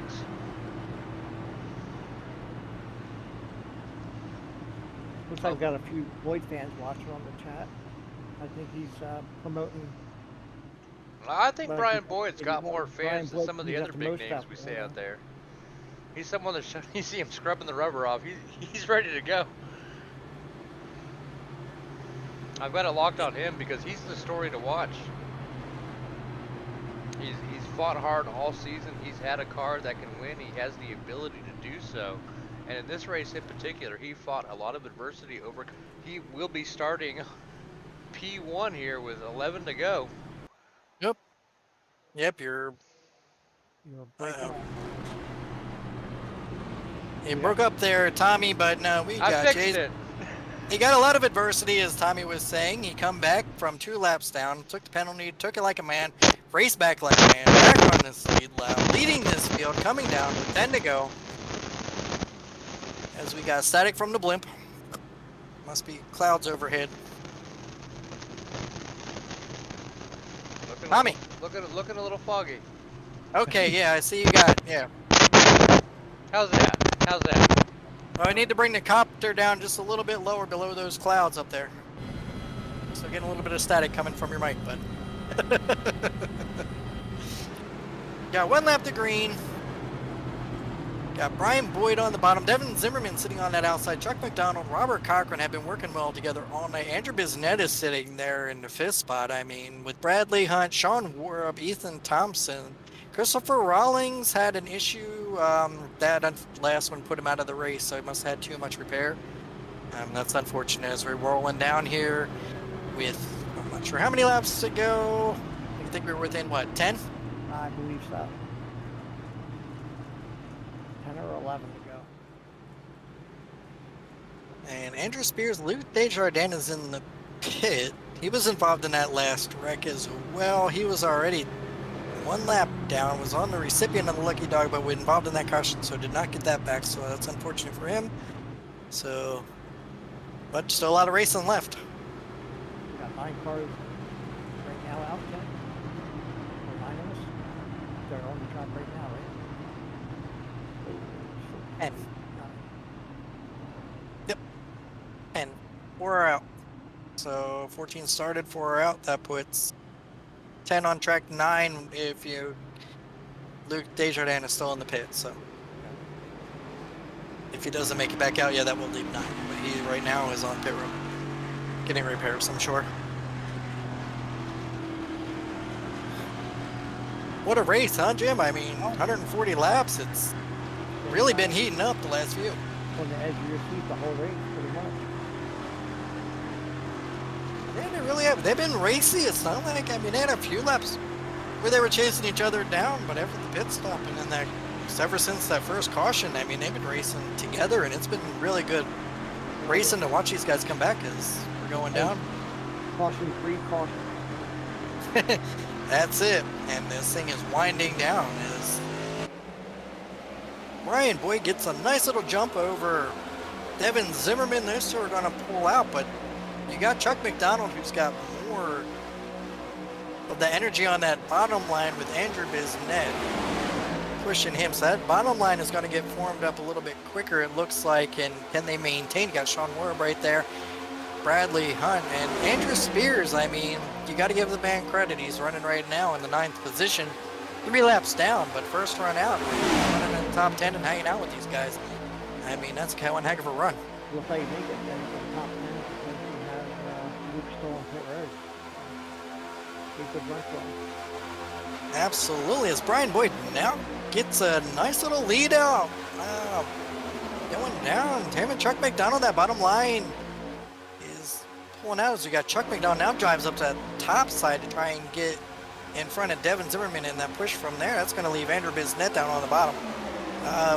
Biznett is probably in the catbird seat right now. Do you want to run the top, the bottom? I mean, I haven't really seen. It's kind of been a push as far as which line is which.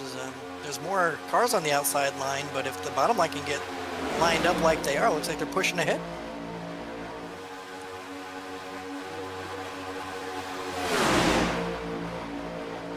So we go 3 wide going down into turn number 3 with 9 laps to go. Chuck McDonald kind of got hung out there. There's Andrew Biznett, Sean Warb are now going to go 1 and 2. So Sean Warb now pushes up the second spot. Bradley Hunt third. That's going to push Brian Boyd on that outside line as we got Sean Warb now going to the outside trying to catch that high side. So we're not sure which line is going to actually do it, but there's no help on that outside line, which means Andrew Bisnet should have that help from Bradley Hunt, who's going to come back around 8 to go. Things are really getting heated up as these guys are trying to get form back up. Now they are back up together. Chuck McDonald gets on the back of Sean Warb.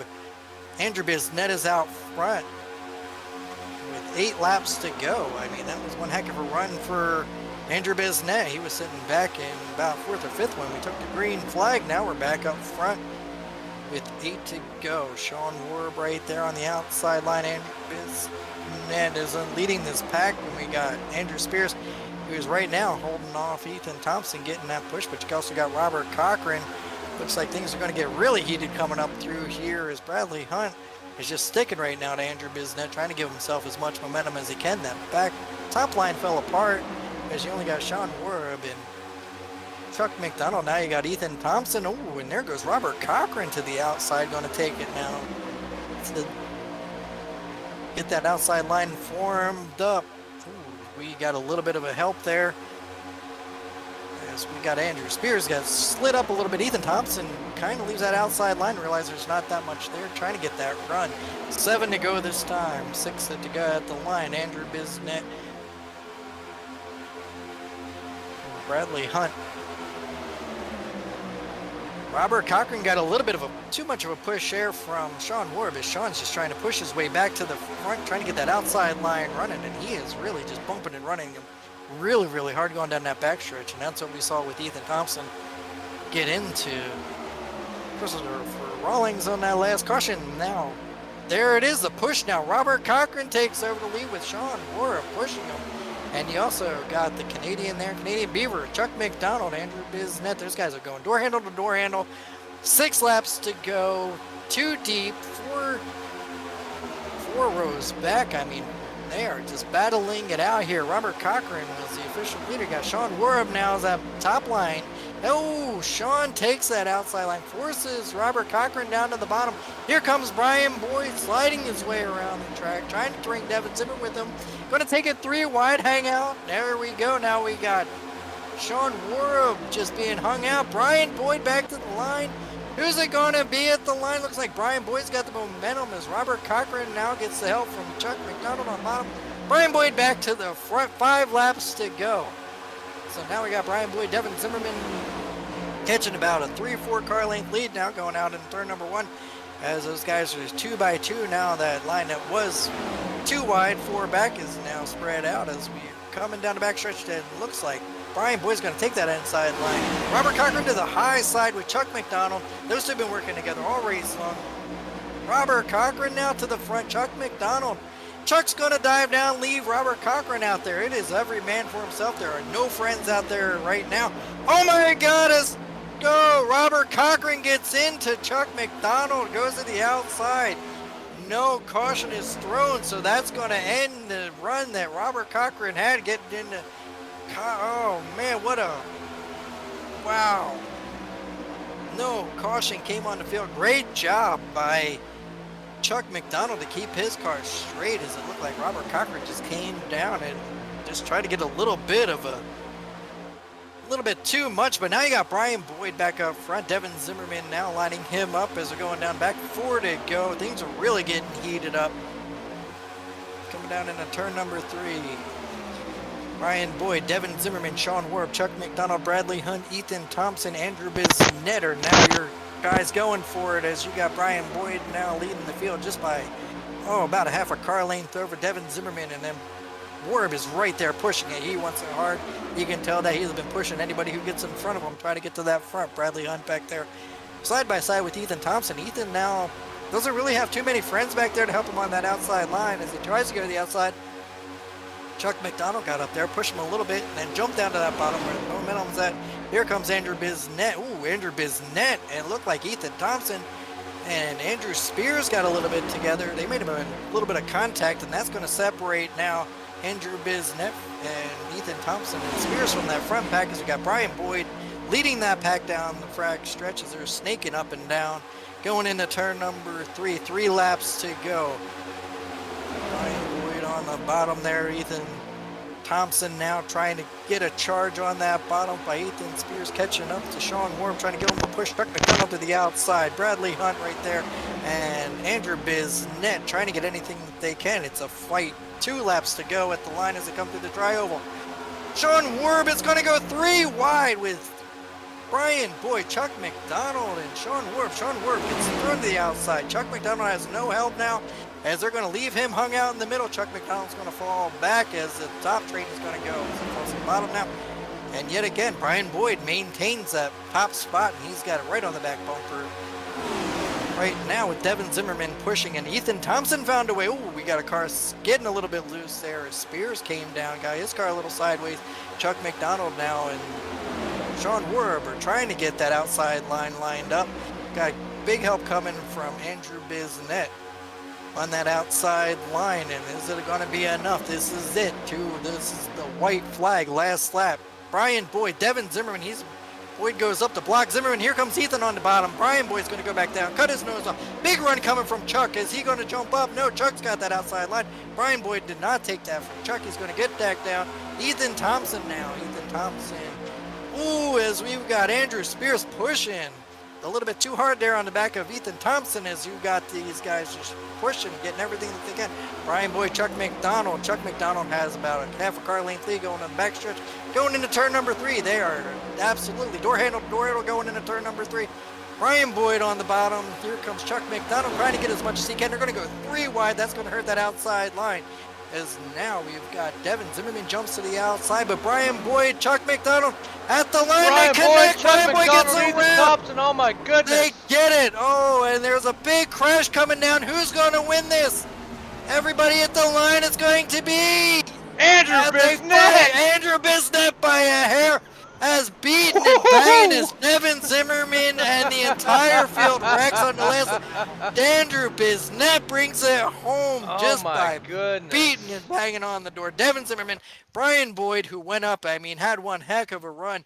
What a way to finish that. Just tried to block that outside line, could not get it done. And man, what a run that would have been. Here it is from the air. Wow, finish. what a finish that you was. See Brian Boyd on it. Just right here. A little bit of push from Ethan Thompson. He's got it. Tries to go up to block Chuck McDonald. They get a little touch, a little bit too much aero. Takes everyone out, and then Andrew Biznett is able to. With that bottom line momentum. Look at that young man on the grass. Wow, what I mean. Bringing out on third. Who is that? Chuck McDonald. This young man right here. Watch this guy. But, I'm Chuck sorry McDonald, to rewind it so much, but look at the... Oh no, that's Andrew Spears. Andrew Spears is the one who brings I it can't across, wait so to see it's this not young about man Chuck again. McDonald. This move, even though he didn't win the race. Look at this. Yeah, he was running Look 3 at laps this. down. Through the grass. Wow. Woo! I'm gonna make it. I'm gonna get to the line. I'm gonna do it. I'm gonna do it. I'm gonna do Man, it. he is. And Call right him the there, he lawnmower finishes man. He that got race. Whoa, man. and spins it at the end. What a race! What a finish! Wow! Wow! Wow! And this is now why we watch these things to the very end, and until the checker flag falls, we don't know who's going to win it. Absolutely. Congratulations, Andrew Biznett, on another win in the series. It could have been Brian Boyd's night. He was looking really strong there towards the end. I mean, they were going for it. That was an incredible race. Well, Jim, what do you think for your first time up here? It's definitely good, fun to watch. I really feel bad for Moore. If he would have been about 2 tenths per second further out in front, he could have saved it, and he would have won it if you watched the replay. Just got touched a little bit and threw him around, but he was coming to the front. Definitely love the race. It's a lot of fun. It's short track racing at Talladega. It's great, you know. What a run by Biznett. Just sat there and just watched all that happen and was in the right spot at the right time. And I think I got him dialed up here as he's getting ready to burn it down. Andrew Biznett, Jay, up in the booth. You got a copy? Guys, how's it going? Congratulations on a win. Wow, what a finish, man. Talk us through that last couple of laps. That was amazing. Well, Well, first of all, the big thanks to Maconi and everybody, all the sponsors we have in TDR for doing all this. This was a long race, and to everybody that watched, we appreciate it. I was trying to set myself up. It was weird because the bottom line would go for a couple laps, the top line would go for a couple laps, and it all depended who you had. Sometimes even the numbers didn't matter because I would be in a line with three of us, and we'd be catching and passing the line of six below us. I got shuffled out a little bit back there, tried to get my nose in under a couple cars, and then shuffled me out. I think with two or three to go.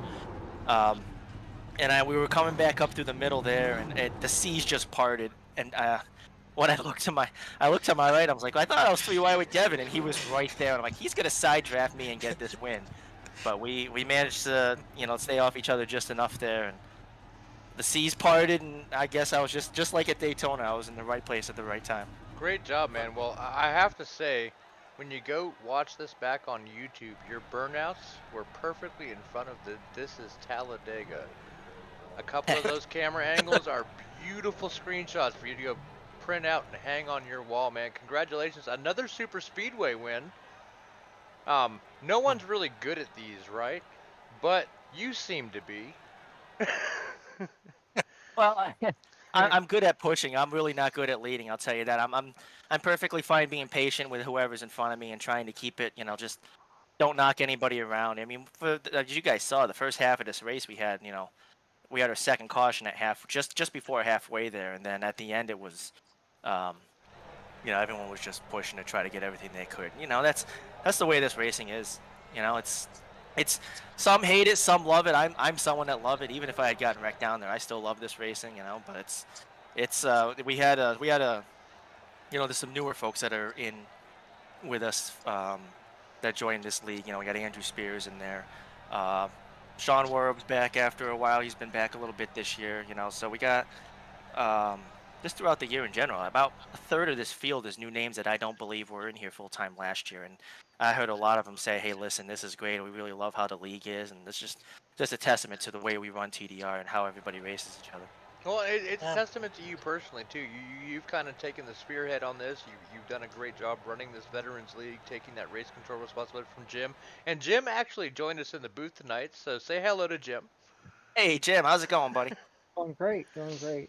But no, you've done a Yes. you've done a great job with this. This race in particular was voted on the drivers to be the extended length race, and honestly, and I was kind of worried. The Veterans League, it's not 42 cars, right? It's usually like 10 to 20, somewhere in there, and I didn't know what to expect. And this race did not disappoint at all. I think in Season 7, we should have maybe all the races be a little longer. I wouldn't be against that. Maybe not quite 75% the length of, because it's Well, no, looking at the clock here, no, quarter but after 11. But no, I wouldn't be against seeing like a longer short track or even any of them. Honestly, it's all about even if you're not someone who's necessarily going to be running on the front end on a specific type of track, it's all about the learning experience. We all try to help each other, especially tonight, try to push folks up to the front, get them experience. One guy, I can't remember who it was. One of the drivers was like, "I'm not supposed to be leading. I know what to do. I don't know what to do." And we're like, "Hey, just drive your car like you would, No, you've done a great job taking this over. Right. I think the drivers respect you as the quote-unquote leader of the league, the guy that assembles it all. And we were talking about, we've got one race left in the season. The points are what they are. What are you looking at for Season 7 after the final race next week? Do you guys have ideas? Have you been talking about what you might be doing? Can you give us a little bit of inside information? I haven't really had a chance to talk with Brad yet and to go over some ideas, and had kind of a busy this weekend coming up. But Well, hey, I need a schedule by next week to put on the broadcast. So, hey, I'll tell you what, we will have something for you for next week. I can promise you that. good. For the broadcast. I mean, just my initial thinking is I know there's still a couple tracks that we haven't gone to in the past year or two that are on regular Cup Series tracks. I'd like to throw we got to keep the like Charlotte's going to be in there, or Super Speedway is going to be in there, like Bristol's going to probably be in there. Tracks like that. But like this year we threw in Sonoma because not just the vets and first responders, but TDR hasn't gone there a whole ton. So that was a track that I liked that we added on there. Now, Um, let me float this by you. Just an exhibition race, halfway through the season, the Nuremberg you know, Ring. I'm Tommy, you're probably the killing only me. person in. I would say I'm probably the only person in all of TDR that's driven a cup car on the Nordschleife. I only said that because I know you and I love you. Yeah, and to answer your question that you added in one of our chats before, yes, I have raced the new Porsche Mission R electric car on a Nordschleife now. I do have experience in Yeah, that myself. I mentioned that on the broadcast. Jim was talking about the new e-Porsche, and I was like, last time I talked to Biznett, he was at Glen with it, but he hadn't been to the ring yet. Right. Yeah, but there's a lot of great tracks out there. I'm not ruling out trying to do maybe some stage racing here and there. Um, you know, the idea of an all-star type ish race where there's uh, like doing something like what was it? Last week we didn't have a race. We just I threw together the race with the Cadillac CTS cars, the GT cars, racing at I think it was Talladega actually. Car you don't expect, but it was fun. It's just something different. Occasionally, something different definitely has its place. Well, Um, I just wanted to say, bringing home this W, obviously that's a huge victory for you, and congratulations, yada yada. But you've done such a great job with the league. I love how much input you take from the veterans that participate in it, and when you build the schedules, you take their input to advice. And having guest host Jim, former Right. race admin, what do you got for Andrew, Jim? You know what? It was a good racing. You do Talladega and super speedways very well. You sit back, you stay out of trouble, and you're there at the end. And that's what it's about. And my hat's off to you. Good job. I appreciate that. I'm gonna have to go back and watch because there were definitely a couple I missed two wrecks. One went to the left of me, one went to the right with me, and then of course I got the most damage when I spun myself out getting on the apron in the turn. So Yeah, I that's saw that's that. how it goes sometimes for me. But sometimes you really just got to be lucky here and miss the wrecks at the right time. And So. oddly enough, Right. you were the only one without connection issues tonight. I finally had them come and they rewired my house. The guy that came was like, I don't know how you got any internet period through these wires. I'm like, well, can you fix it? And they're like, yeah, we're doing it now. Well, Awesome. Sweet. send his number to Devin Zimmerman because he was the one blinking this evening. I saw that a couple times too. Yeah, but All right. yeah, Well, I hate to break up the party, but we got a couple other drivers we need to talk Sure do. to. Glad we're going a little long. Why don't you give us a few thank yous for your sponsors? Congratulations on your win. yeah. And McConey, to all you guys in the booth, all the folks that help come out support TDR, all the folks that watch us, especially on YouTube. Thank you to all of them, and all the guys that race here with us. I'm very excited to watch this one tomorrow because I always do watch the replay, listen to what you guys say. I might skip a couple laps just because I know that not a lot happens around, Oh, you'd be for like a surprised. 30-lap chunk here and there. You'd be surprised. But There was no, a yeah, lot. definitely thank you to all of you guys, and I look forward to we gotta, I think Ethan's all but he's 20 something points up on Devin for the championship. I'm not saying Right. he's going to win it, but it's a good chance. But there's a lot of good points races farther back, all the way back to 10th and farther. So I'm looking forward to seeing what comes out of Michigan next week. Absolutely. Are we gonna, before you go, are we gonna see you Friday for the charity event? You gonna be able to make it? I'm gonna try to come back. My Army band is playing for POW MIA Day, and it's almost 3 hours away. So it depends on what time we get done. I'm not sure if I'll be able to make back. If I'm not, I'm definitely making a donation to it either way. So it's very sad, whenever you lose someone in family, especially a family as close as ours. Absolutely. And I hope that everybody comes out and participates and has a wonderful time in that honor. Well, all right. like you said, everyone did a great job tonight. You deserve the most congratulations for the W. We're gonna let you go. We got a lot of drivers to talk to. All right, thanks, guys. Y'all have a good night. All right, Take you care, too. buddy. Hey, thanks. Man, what a win. Wow. Yep. What a race. They're crazy. What a race. I expected that to feel a lot longer than it was, but it was just non-stop action. I felt engaged the whole time. Exactly. Absolutely. I mean that finish, the way that things ended up, and I was able to pull Zimmerman. So Devin, this Jay up in the booth, got a copy. Hey, how's it going, fellas? What a way to end it. Don't Yeah, you think? yeah.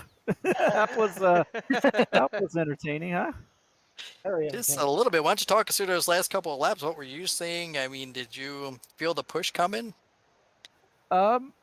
Well, I was actually the last car in that pack, coming off of 4, so tried to make a move in the middle, didn't work. 1 and 2, and had enough momentum that I tried to make another move in 3, and nobody went with me. So I think if we would have went with me, then I probably would have been in that wreck. So that's actually a good thing. But yeah, coming off of 4, just everything cleared in front of us, and I didn't even know. I thought I was the only one who made it. Then I saw Biznet coming onto the inside, and I tried to rub So I him put the just door to once. him. Yeah, I tried to rub him once just to slow him down, and I slowed him down, but then he rubbed me back, and he got it. So Well, at that point, everybody's wrecking. We might as well all I wreck to know. the end, right?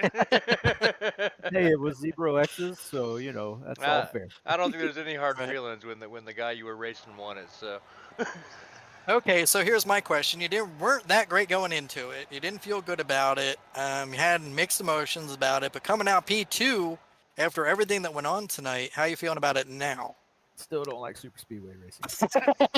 So you don't like super speedway racing. You don't like short track racing. What, are you relegated to like Michigan and Vegas? Mile and a half, 2 Mile miles. and a half. Yeah. Well, Michigan's next week, final race of the season. How do you I feel like going into I that like last Michigan. race? I like Michigan. Yeah. But there's a little bit of a draft aspect there too. But it's similar to Atlanta, I guess now, where there's still some draft, but you really have to take care of the tires. Michigan can eat the tires up, so um, especially after pit stops. If we have green flag pit stops, you're really going to see the field spread out, and those who were saving tires are going to be out front of those who weren't. So yeah, that's the biggest thing is just at the beginning of the race, hanging on with the draft, and then get a good pit stop in. Yeah.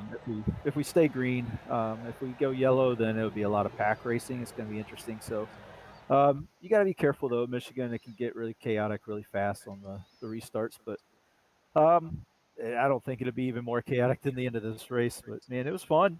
Oh, I don't like absolutely. super speedways that much, but Hey man, it's fun. you put it in P2, valuable points, and a little bit of notoriety going into that last race where you've admitted that you're pretty good at. I know you got a handful of sponsors on the car. We got some other drivers to talk to. Go ahead and give them a shout out. Yeah, I ran a special paint scheme today, honoring some of the new products that my wife got in from my favorite anime, Demon Slayer. So I got the character on the front of the car is Zenitsu, my favorite character from Demon Slayer. So she's got some new notebooks that feature all the Demon Slayer characters. So got that on the hood and on the sides. Kind of did a special paint scheme with the lightning on there. Got Bacconi setup shop on board, 213 Simware. Hunterdon Anesthesia and Healthcare Billing Incorporated also on the car. Big shout out also to Tank Racing. We're starting up the Money League here in a couple weeks, so looking forward to that. That's on. I'm going to be racing on Thursday nights this time in the Xfinity car. So, Well, speaking of money leagues, even though it's not a money league, there is an entry fee for the charity race on Friday. Are we going to see you on Friday night for the Tyler Daniels race? yeah, you cut out a little bit, but I got the gist of it. Yeah, I'm definitely going to try and get in the run on Friday for the charity race. Support Tyler Daniels and his family. Great cause that's going for, and I'll try to get out there and see what I can do just for fun. It's not really, I'm gonna try and win, of course. But, Of course, that's what we do. it's for fun. It's a mile and a It's half for track. fun. So if worst comes to worst, then it's no big deal. Just they get out there and have fun. So Yeah, well, coverage for that will be on the Maconi Yeah. Esports Network. We'll have links out on the TDR Facebook page tomorrow if you and your friends want to share that around. It's going to be a good time. We've already raised over $1,000, so that 50-50 raffle is looking better every day. oh yeah, and I'm looking forward to that 50-50 and also the race itself. So, but yeah, it's for a good cause. Hopefully, everyone who tuned in tonight can tune in then, if they're not racing in it. So, Well, yeah. good deal, man. Congratulations on P2. And we Plenty did of have finish. we did have a special guest up here. Jim, you got anything for Devin? Yeah, Devin, good job tonight. Like always, you Thanks. always rise to the top on any occasion. But yeah, great job tonight. Good I job. appreciate it. It's Yeah, nice to be back finishing decent after the last few weeks that I've had. Hey, Yeah, you had a rough couple Yeah. weeks. You can't win them all. You know what I mean? So, Well, it's better than wrecking out. yeah, That's true. exactly. All right, Devin, we're gonna get you sort of back down there. See you out there on Friday. Everybody can tune in and watch you and the rest of TDR drivers go out there and battle for a good cause. So, Oh, yeah. congratulations on your second. Thank you for everything that you do. Thank you for your service, and we'll see you Friday. I appreciate it. Are you getting used to running the audio side of the production there, Jay? Trying to. It's tricky, isn't Uh, it? Absolutely. So let's Do we see. have Yeah, I'm Chuck gonna. McDonald? No, Chuck Chuck gets in his Walden. hauler and takes off a little bit early. Do we have Brian Boyd? Brian Boyd is available. Yes. So let me see. Hopefully I can bring down here. Hey, Brian, this is Jay up in the booth. You got a copy? Hey, Jay, this is Brian. Go ahead. Wow. Man, that was you. What a run to come back, and it looked like you had it, and then all heck broke loose. So why don't you walk us through those last couple laps? Oh, I was committed to the bottom line, and then I started seeing that the top line was forming, and they were getting a run. So when that wreck happened, yeah, it was my fault. But I tried to jump up there to grab their momentum from them and use it to my advantage, and I was just like a split second too late, and I got myself turned around. And unfortunately, I collected a lot of other guys that were having good races too. Yeah. That's racing at Talladega, last lap. You're going. You had the momentum. You saw the momentum. You weren't the only one that was jumping lines and trying to break it. We saw Ethan do it. We saw the Rollins do it. We saw everybody do it tonight, just trying to break it and get on that momentum. And last lap, going down for the win. I mean, that was one heck of a run to come back from your penalty, to come back to lead laps, and then almost win it. I mean, that was exciting race. Oh, I had a absolute blast. I bet. You were the talk of the booth up here. Like you've been here. You came in. You saw a broadcast season 5. You signed up for season 6. Ran strong all season, and then of all the races where you were levied with a penalty, to come back, be on the lead lap, be leading the race. Yeah, it's Talladega. Crap happened. It sucks. But man, watching you make that run from, almost 2 laps down to fighting back, it was incredible to watch. As the underdog, I love underdogs. I was rooting for you the whole way. I'm sorry it didn't work out the way you wanted it to.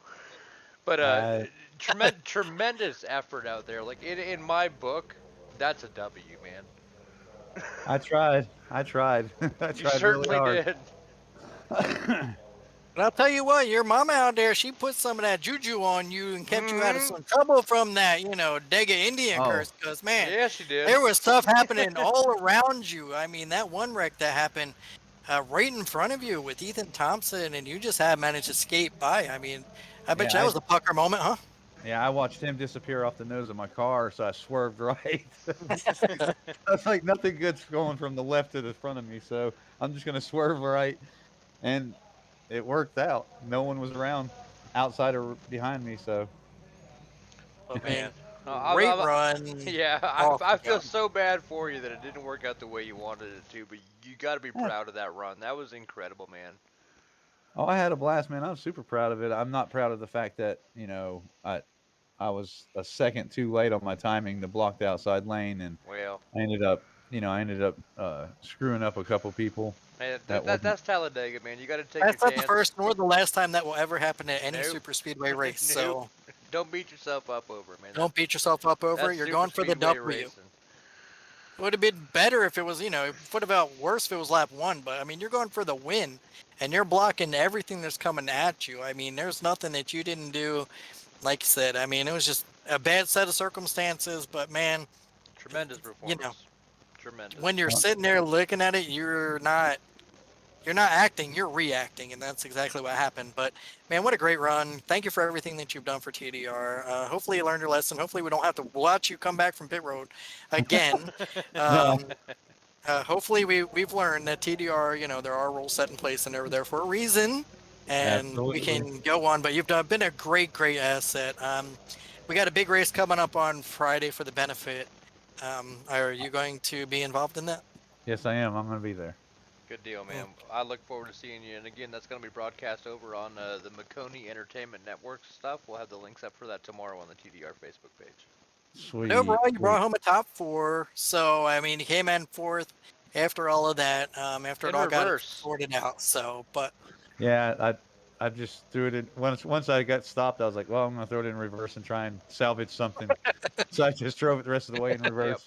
I was watching Andrew Bisnet kind of come across there, and I saw you backing it up, and I'm like, well, he's getting what he can get. But I'm sure you got some sponsors that you want to thank. Mission 22, obviously, tremendous support from Mission 22.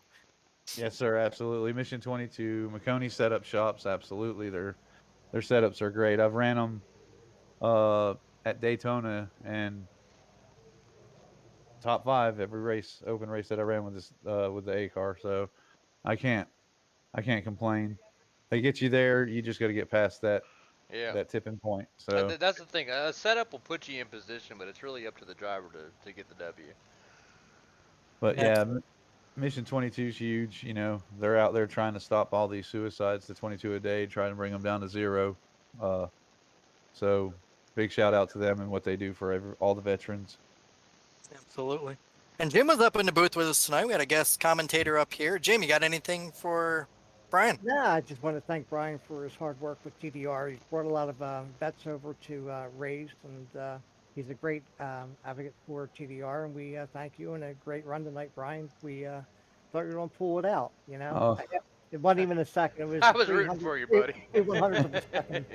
But when you're 90% you're in the mirror, 10% you're looking forward, like I said in the broadcast, and yeah, you a little bit early on, late on the timing, but it was like 3/100ths of a second, I think, you know. And it wasn't a block. I saw what you were doing. You're trying to get the run with Chuck and pull it out, but it happens. It is super speedways, and you can't beat yourself up about it. But great job tonight. Great job. Hey, thank you. Yeah, Thank you, phenomenal guys. job. Yeah, It wasn't a win, but it was a win in my book. For It sure. was great watching you come back, you know, from 2 laps down and just working your way through the field, and that was great to see. You know, that you never give up.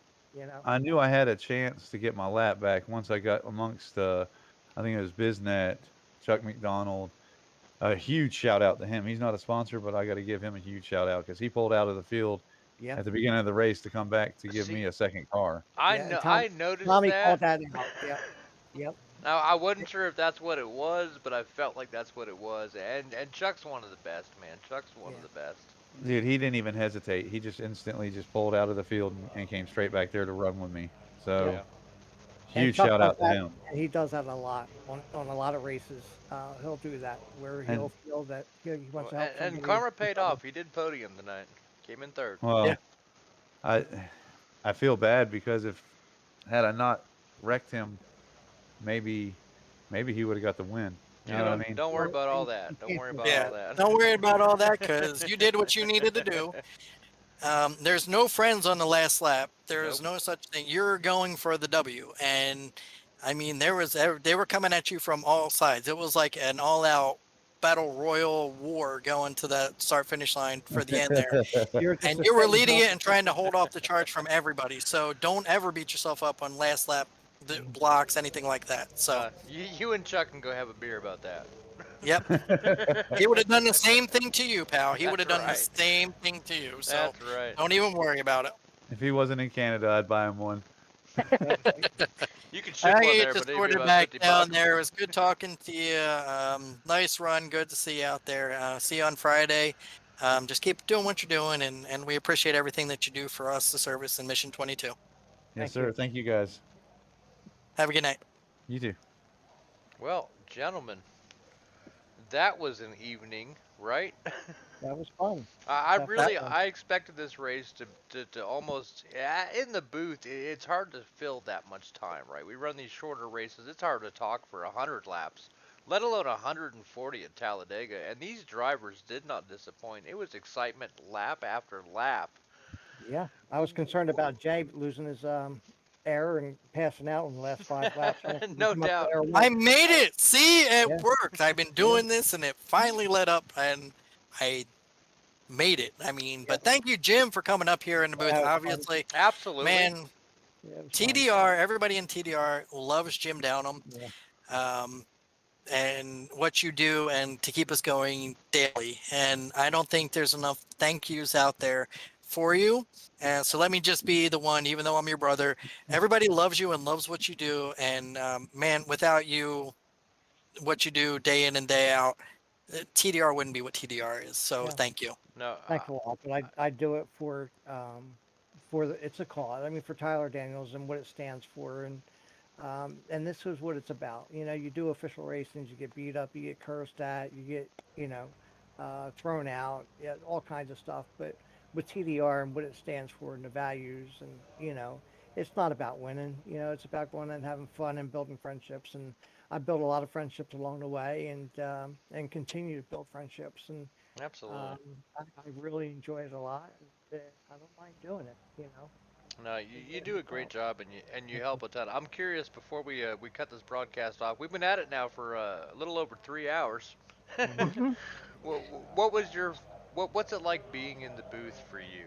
Did you enjoy it? You like being up here calling races? Definitely. Like I said, I wish I had a better radio voice. You know, Oh, you I did mean, great. I'm a great. I love the history of NASCAR and different tracks and the drivers coming up through, and you know, It's not uh, about how you sound; it's about what you know. You ever heard Clint yeah, Boyer talk? yeah. He I love does a Clint great Bowyer. job. He's fun.